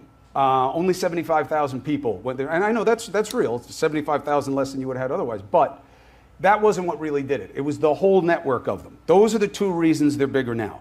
What I don't agree with is that the reason they're doing this is so that they have all these new voters that will feel grateful to them. No, Did you hear what Chuck Schumer said today? Let me play this clip, Rob. Play the clip of Chuck Schumer.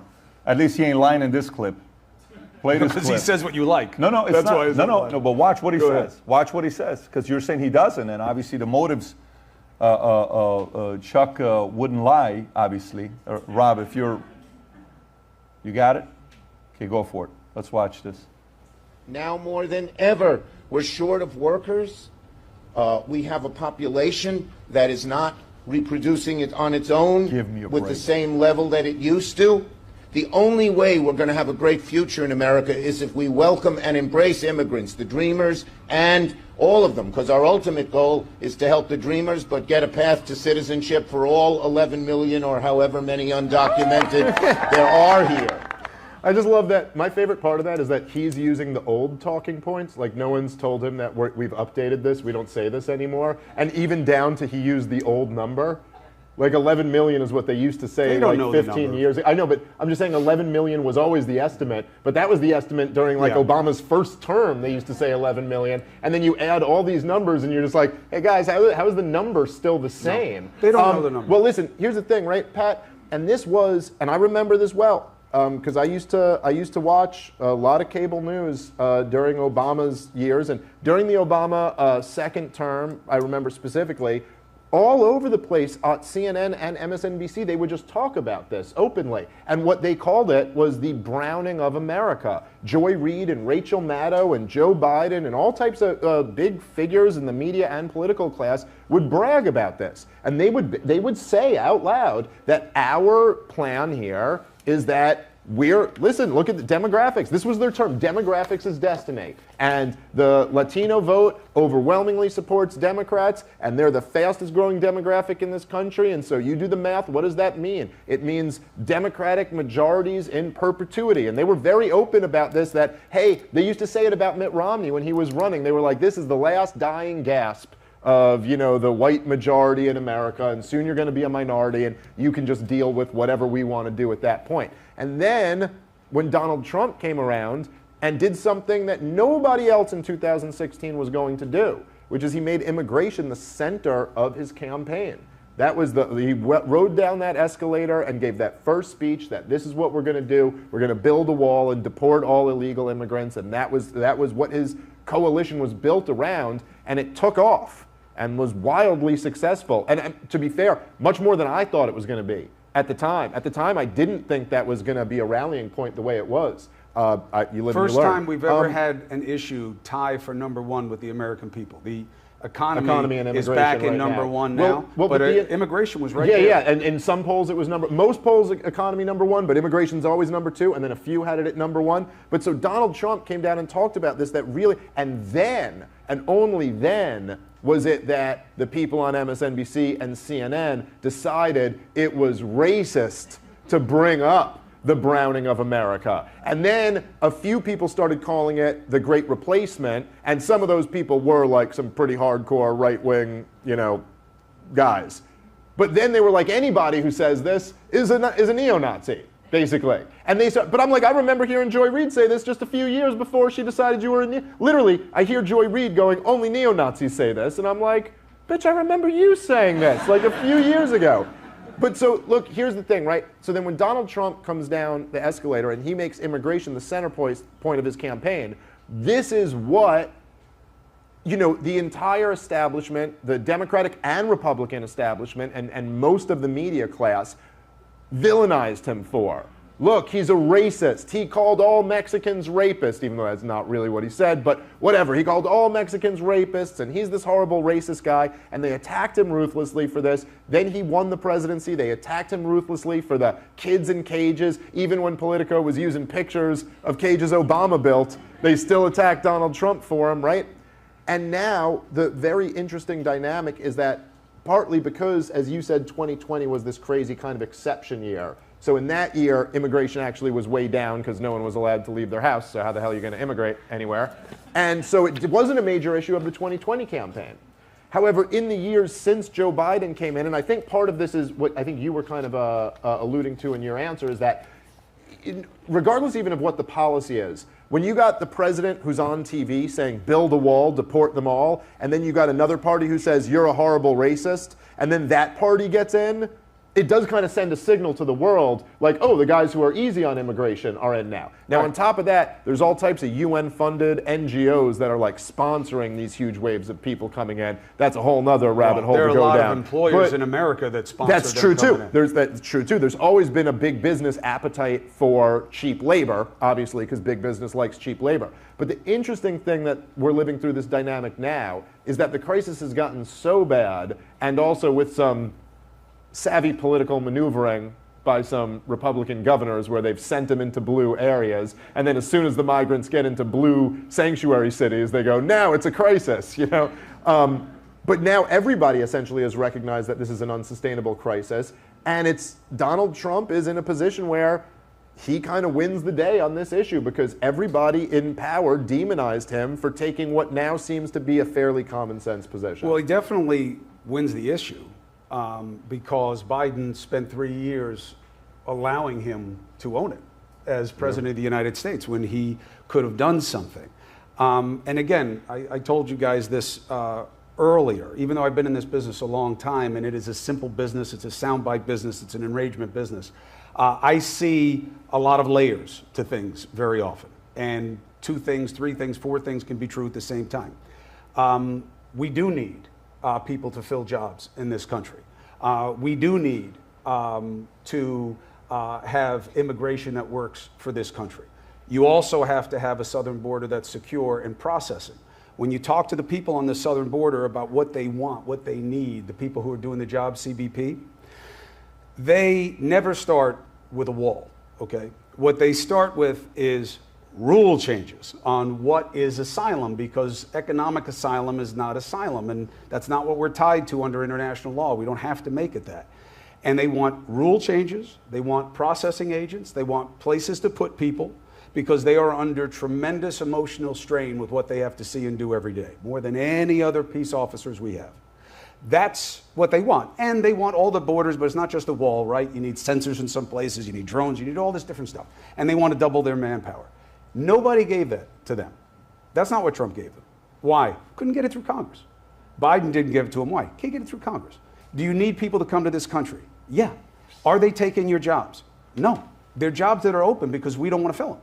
Also, by the way, to your point, Donald Trump for his first 2 years had Republican House and Senate, and they still just to because they're wasting time trying to repeal Obamacare. Why? Because that's what they thought the base wanted. That's my point about the pandemic, is you have to make them think that's what you want.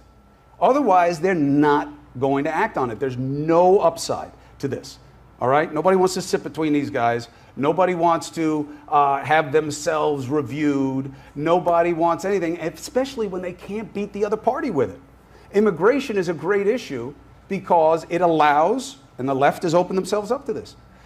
If you don't want a bunch of brown voters who you think are beholden to you, then why are you doing this? And they don't have a good answer.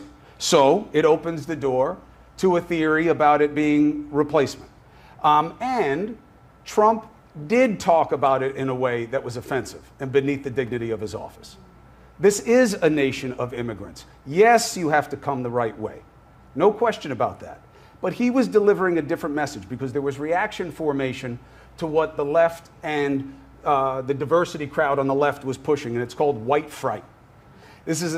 I probably get more in danger, especially when I was at CNN. I thought this was going to get me fired, this particular issue. I was wrong. But white fright is real, okay? And the response to that is, what's the matter? You don't like having to share your power? Is it sorry you're going to have to earn something now? Oh, that's what you're supposed to say. I say, but they believe this. There are a lot of white people in this country, and they believe that the culture is being redesigned to exclude them, and they think their kids can't get into schools, they think they won't get jobs, they think these things. I don't know if they think those things. I mean, DEI is the law of the land. No, they're openly discriminated against. That's what I'm saying. I'm not saying they think it wrongly. Yeah. But so, you are not allowed. You've never heard anybody talk about that on the media. I'll just say this, okay? If you were to turn on the corporate media, you'll hear about whatever white fright or DEI or how there's this racist portion of the country. Trump supporters are so racist. I don't know. I think from what I've gauged in this crowd so far, it's been a fairly Trump-friendly crowd. I don't know. You guys like Donald Trump? Okay. I see a bunch of races of people. I see this show is being hosted by an Iranian guy over here. I think okay, from it's a huge insult. That's all right. We'll take. No, I didn't say Persian. I didn't say Persian. I said Iranian, right? Adamnai, whatever it is. We have a few Syrians in the house. If you turn off cable news, turns out this country's actually pretty cool, and we're not that racist of a place to be in. And if they would stop provoking these racial conflicts, there really wouldn't be much. I think the media is an echo of what you have two teams that are about. The reason that we're in the situation that we're in is that division is the best currency in politics. Yep. It works the best, okay? Enragement works in media, digital, linear, cable, doesn't matter. People being angry, they'll watch. They'll come in. Everybody's got a reason to be angry about something. The only thing that can happen in a two-party system is exactly what we're living. Zero sum. I can only win if he loses. It is way easier for me to make him lose than it is for me to prove to you that I am better. It's way easier to find something with him that's wrong. That's what they're doing. And it's been, you used earlier that this has been accelerating or evolving, this dynamic. I agree with you, but in reverse. I think it's a devolving. I think that this is a breaking down of civility, of decency, of compromise, cooperation. You say, I want to get into Congress, I want to get things done, I'm going to work with the other side. You are a dead man in a primary, especially on the right. That's what this is. The only antidote is bottom up. It will never happen top down. Well, the thing is that we're in a collapsing empire right now, and that's our job is to try to right this ship. But we're in a late stage empire, and that's what America is. And this rarely comes up in corporate media, but the USA is the most powerful empire in the history of the world, and we are the global empire right now. But we're in the very late stages of that with all of the characteristics of a late stage empire. And what are those characteristics? Being way too expanded militarily, being very, very far in debt, and then what ultimately happens after that? The culture devolves into decadence. And that's why things are dumber than they've ever been before. And that's why, you have people, whether it's like a gay pride parade where two guys are like slapping their butt cheeks together and then they're going, we're standing up for our rights. Like, no, you're not. You're not fighting for rights. This is decadence. When you see, if you look back at, say, like William F. Buckley's firing line, when it would be William F. Buckley going at it with Gore Vidal, okay, well, just the level of intelligence there between that and like Sean Hannity going at it with Don Lemon, no offense. There's been a significant fall off. And I think that's what's going on all throughout the country. And what's happening is that the most powerful people are trying to pit us against each other so that we're constantly fighting in a culture war so that we never all get together and realize that, you know what the left wing and the right wing of the culture war have in common? Both of their dollars been destroyed. by the Federal Reserve. Okay? But that never gets covered on CNN. You know what I mean? Like I never see like a big segment about that. Hey, how come all those years having the #1 CNN show, not one segment about the secrecy of the Federal Reserve, the secrecy of the CIA? Instead, all we get from the corporate media is, I don't know, the unvaccinated, the Trump supporter, the Biden supporter, pitting Americans against each other, and all the while blaming the American people for these problems. When that's just not true. Most of the American people are good people. They want to take care of their family, go to work, be a member of their community, try to give their kids a little bit more than they had. That's what, and if we had a better media in this country, they would be laser focused on the halls of power and how corrupt they are. Because man, is there a lot of corruption going on at the top here. Yeah, it's not fair to put it all in the media, though.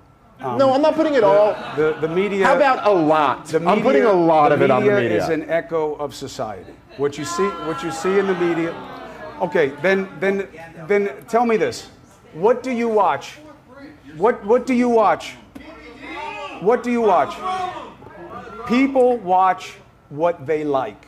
People watch what confirms what they believe. Yeah, but that's a really condescending way to look at people. Listen, let me just say something. So when I want to... So you think you say a lot of things on your show because you think people aren't going to like them and they're not going to agree and they won't watch you anymore? If you want to honestly ask this question, yes, there are a lot of times where I say things on my show that I know my audience will be upset with me for. There's a lot of times when I know there's positions where I could get way more eyes on me and grow my audience, but I don't take You are that the most position. amenable libertarian I have ever talked to. No, I'm just an honest person, man. And it's totally like, it's totally You are so insane. No. But here's the problem, Chris. And maybe this is the problem. Maybe this is the problem with a lot of the attitude in the corporate media is that that's what you think of the American people. That you just want to listen to people. That's just they're not no. libertarians. But what you said before that was not about me, and that's what I was responding to. When you say that people just want to listen to whatever confirms their bias, I don't think that's actually true. But that's what does well in the media. That's all I'm saying. No, but I'm saying I don't think that's true. I disagree with you. So I'm saying I don't think that's true. I don't think that Joe Rogan just confirms the bias of the people who listen to him. Rogan, and I don't think that Joe Rogan has a unique platform. He is a unique figure within that world.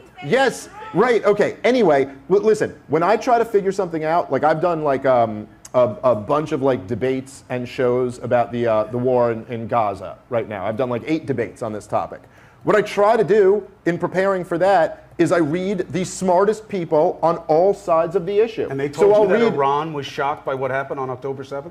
No. That's what the smartest people told you? Because I heard you say that on the show with Erik Lebron. Okay, well, let me just finish making the point that I'm making, and that actually, you know who said that? The CIA said that. No, but anyway, let me get back to the CIA did not say Iran was in shock on October 7th. Yes, okay. Anyway, let me get back to what I was saying. Go ahead. So I will read Benny Morris, who is a world-renowned historian but is very much on the pro-Israel side. And then I will read John Mearsheimer, who is a big critic of the Israeli lobby and the current war here, and lots more people like that. I think there are lots of Americans who are smart about this stuff and who do actually search out people who have different views than them, especially intelligent people who have different views than them. And listen, man, I'll tell you this, for example, for me, if I just supported Donald Trump, and would just go, I'm on the Trump train, 2024, it would, I promise you, grow my audience, grow my bottom line, make me more money. I guarantee that 100%. The reason I don't... Picking a side outright definitely helps. Yes, no, right. There's no question. And the reason I don't do that is because I just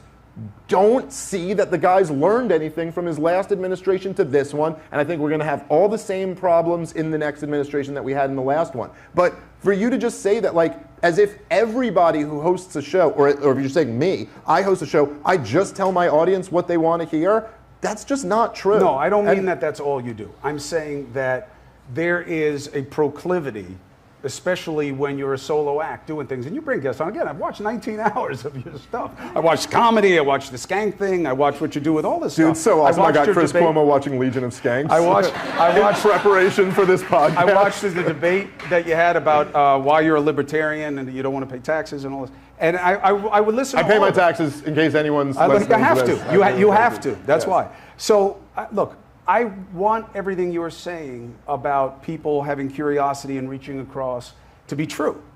I just don't live it as a reality. Now, is it more true in my personal life than it is my professional life? Yes. Why? Because in our regular lives, we don't talk about most of the things that you see on cable news or politics. People don't talk about it as much. They talk about their kids, they talk about their interests and their passions, and whatever big things are happening. That's what they talk about. But once you get into Thunderdome, it's all about division all the time. So I'm at News Nation, right? Which I went to because I liked what the guy who runs it, this guy Perry Sook. He owns the most TV stations in the country, and he has this cable one now. He was like, look, I just want you to have people on from across the spectrum. Just have them on. I was like, oh man, it's going to get loud, you know. And he's, you know, that's not normal, the decorum that they want, you know. It's not the Legion, but I mean, it's, you know, it's usually, you don't want to have people going at it. The audience will say, I don't like when they talk over each other. Well, that's what happens when people have conflicting ideas. So I went there for it, and they're really trying. They're really trying to have people have a range of representation in terms of the people who are on camera being transparent about what they think about things. I think it's kind of dangerous for journalists, but I think that we've kind of evolved as a culture, not devolved, evolved where people want to know where the people on TV stand on the things that they're talking about. It used to be that you didn't want to know so that you could believe that I was just, you know, dealing with both sides. Now I believe you want to know, and then you'll see how I deal with both sides. But that's just my opinion. But I see the struggle that News Nation is having by not picking sides. And I see it in the ratings, and I see it in the trends of stories and how they're covered.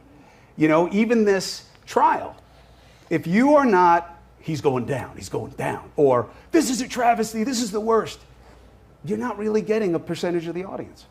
And I think that's part of the reality also. Now, do I believe that you can get past it? I don't know about that. I don't know about that. I do know about it. It's a fact. I'll give you another fact. I'll give you another fact. Alternative fact. Just 5 years ago, Rogan had Bernie Sanders on. That's the guy he voted for. Right. And his positions have changed tremendously from where Bernie was then. Yes. To where he's at today. Yes. How come he hasn't lost following? I don't think it's about picking sides, guys. And I'm going to give it to you as well, and then we'll wrap up because we got to finish up. It's 9:07. We got to go to the lounge, cigar lounge, have a couple cigars, and have somebody go home and do their things. I think in regards to News Nation saying, well, we don't want people talking over each other. You know who proved that model wrong? That's Piers Morgan. He's killing everybody on TV and podcasts since October 7th. He's the #1 podcast from October 7th till now. TV show, what he's doing with you know, his programming, bringing everybody in, and you know, Bassem Youssef, you had him on, we had him on, and oh my God, 38 million views. He took advantage of this. It was kind of like the Morton Downey Jr. to Boston should have a show. You guys know who he is? Yeah. And then also going back to you, to Dave, I don't think it's about whether, I guarantee you if I go to Republican, I'm going to get more. I guarantee you if I go to this, I'm going to get more. I'm staying as libertarian, all this other stuff. I think there's also a level of growth for you, for me, for all of us. What do I mean by this? And Elon Musk was never a Republican. Mm-hmm. And Elon Musk was not a fan of Trump. And Elon Musk was a completely different guy, okay? He's got more popularity and trust today than he's ever had before. People are following him. He's doing what he's doing, right? He was a guy that was on the left. Then he saw the hypocrisy. Then he was a little bit more of a libertarian, but he realized, well, libertarian, you're just not going to win. Look who you guys just elected. That guy's not going to win. You know it. You can like him. He can be a nice guy. No, Pat, he's going to be the next president of the United States. Exactly. Yes. So you have that part, but watch what they're doing now. And Elon Musk and Trump and Tucker, if somebody told you 8 years ago, 2016, how Tucker was thinking about Trump and the stuff that was leaking and what Musk was thinking, that 8 years later there could be a unity between those, that's not called they're pandering to win more. I think they're sitting there saying, let me just finish my thoughts. I want to listen to you guys because we want to wrap up. I think that's more sitting there and saying, you got 4 years of Biden to look at now, almost 4 years. You got 4 years of Trump to look at now. If I'm sitting there and I got two people coming for a job interview, this guy comes here, so listen, I noticed the last 2 years you haven't worked. What happened? Oh, you know, I had a sick family member I had to take care of, and it's been just, that's why I've taken 2 years off. Yeah, yes, or maybe, according to me having done thousands of interviews, you had a job that fired you. You don't want to put it on your resume because you don't want me to make the reference call. That could be the case. Now, this other guy here, I look at his resume and I'm like, okay, while this guy was doing this, he's done this, he's done this, he's done this, he's won in media, he's won in business, he's won over here. Yeah, if I pick this guy versus this guy's resume, when this guy was in town, there was Russia, Ukraine, and we gave a bunch of money to Ukraine. He became the greatest beggar of all time, Zelensky. And Israel and Hamas, that went to shit. And then, let me see what else is going on. Economy, oh my God, the middle America is getting destroyed. The Max 7 is making all this money. Oh, look how much billionaires, these guys are making money. But I thought Democrats were for the poor and Republicans were for the rich, but most of the top billionaires worth over $100 billion, 80% of them are for the left. Why are they giving money to the left? I'm confused. But this guy over here, there used to be something we used to think about with ISIS. ISIS disappeared. There was no war. Nothing happened with Ukraine and Russia. Nothing happened with Israel and Hamas. In North Korea, Russia, Putin, Xi. Wait a minute. I got these two guys. And I know you guys like to say you have the worst of two. I don't think you do. I think one side, we have a resume that shows us results on what happened. This other side, we have a resume that shows us chaos. Chaos, complete chaos. That is the exact word that the other side uses to describe the other resume because you're leaving out who was in there at the time. Did you hear what all those black people were saying? All seven? You think it's only seven? I think that if he gets more... Wait a minute, wait a minute. I did. Okay, how many people show up when Biden goes out there in campaigns? Not as many, because he does not have the celebrity value that Trump does. It's not about not as many. I think what's happening in America, there's a part of it. If it was a Republican establishment candidate that was doing all of this bullshit that's taking place, taking advantage of the other guy, going after the guy on the left. So let's just say the other guy's an anti-establishment Democrat, RFK. Let's say RFK is the Democrat right now, and Trump is the Republican. And if Trump was the president today, and latest poll has Bobby beating Trump. If Trump was the president today, and RFK was the former, and Trump was court, DOJ, documentation, everything, I'm willing to tell you, a lot of Republicans would have gone from here and said, listen, man, I just don't like the way you're treating RFK. I'm supporting RFK. I think there's a group of people right now as Democrats and libertarians that are saying, I'm sorry, this year I'm going this way. I don't know that Democrats... I mean, just to back up your broader point there, I mean, there were hundreds of counties across this country that went for Obama that then went for Trump.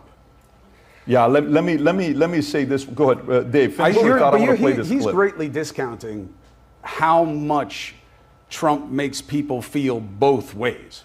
You have more voters than we've ever seen before say, there's nothing that could make me vote for this guy, and there's nothing that could make me not vote for this guy. We've never seen anything like that. I think he's definitely the most polarizing figure in modern American history. I think he's probably less polarizing this election than he was in the 2020 election. And I think that's just because Joe Biden's done such a bad job. I got to think about it. I think that with this New York thing really changed the dynamic for me. I see it being perceived differently. I think people really believe he's a victim, even when they say he did it, which again, I've never heard of before. I've never heard of people saying, yeah, he probably did it, but they shouldn't have done this to him. Well, it's interesting in a way because I do think there's a point to that, right? That like even if if Bill Clinton had mishandled some classified documents, they weren't going to raid his home over it. You know what I'm saying? And in fact, he did, and they didn't. And I do think that Joe Biden had a pitch in 2020 that he doesn't have in 2024. Right. And his pitch in 2020 was, let's go back to normal. Look how crazy the last 4 years are. I've been the guy who's been in Congress for 17 centuries. Yeah. Let's just go back to normal old Joe Biden. COVID was that totally year, right. So he could not campaign much and kind of defend it by saying, hey, I'm being responsible. It's always different when you have a record. Now, but also I think there was a big narrative that was blown up, and I actually understand where a lot of people in the corporate press kind of embrace this narrative because I think it was a much easier one than to look at what was really going on. But I think they kind of felt like Donald Trump made things crazy. Like everything was kind of going along the way it was, and then here came this guy, Donald Trump, in 2016, and he made things crazy. When really, he was a symptom of the problem, not the cause of it. And you found that out when you removed him in 2020 and put Joe Biden in there, and it was just as crazy. Watch this clip here. You said Democrats don't vote. I want you to play this clip, Rob, if you got it. And he does. Pull this clip and we'll wrap it up here. Go ahead, guys. Watch this clip here. Democrat. I voted Democrat. You Puerto Rican, you know, you Spanish, you live in the hood, you're supposed to vote Democrat. But once you start waking up to, you know, the biggest mistake they did was mess with Trump, because that woke up a lot of people. And what they're doing now is waking up even more people. So you would never guess all these people here for Trump. You would never see it before. You couldn't even see that in 2020. You wouldn't see it, but now you're seeing it.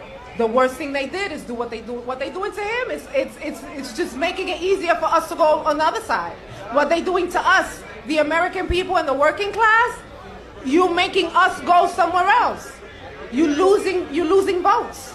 I would never, ever, ever, ever vote for them ever again. Not locally, no state, federal, nothing. It was a lifelong. And that's a Democrat. And there's a lot of people that I think feel that way right now in America. So anyways, gang, more than anything else, for all of you guys watching out there who are with us, we appreciate you guys tuning in. Again, a lot of times when this happens, people send me messages. I'm like, listen, ask the source.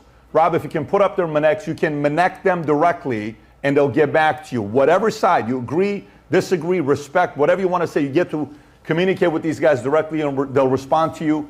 For the audience out here that are still here with us, and you as well, you've done a great job. I know it's late for you, but I think you've been fantastic. On the outro. It's late, but he's 82. He wants to get some rest. You will. Can we make some noise for what a phenomenal job both of these gentlemen did being out here? I appreciate you guys. Chris, thank you for doing this. Appreciate it. And also the entire crew here. Music, background, everything you guys did. This is the best one you guys ever done. Shout out to Kelly, Rob, everybody else here. Thanks so much, everybody. Have a good night. The future looks bright. Take care, everybody. Bye-bye. Patrick David, how about him, huh? Okay.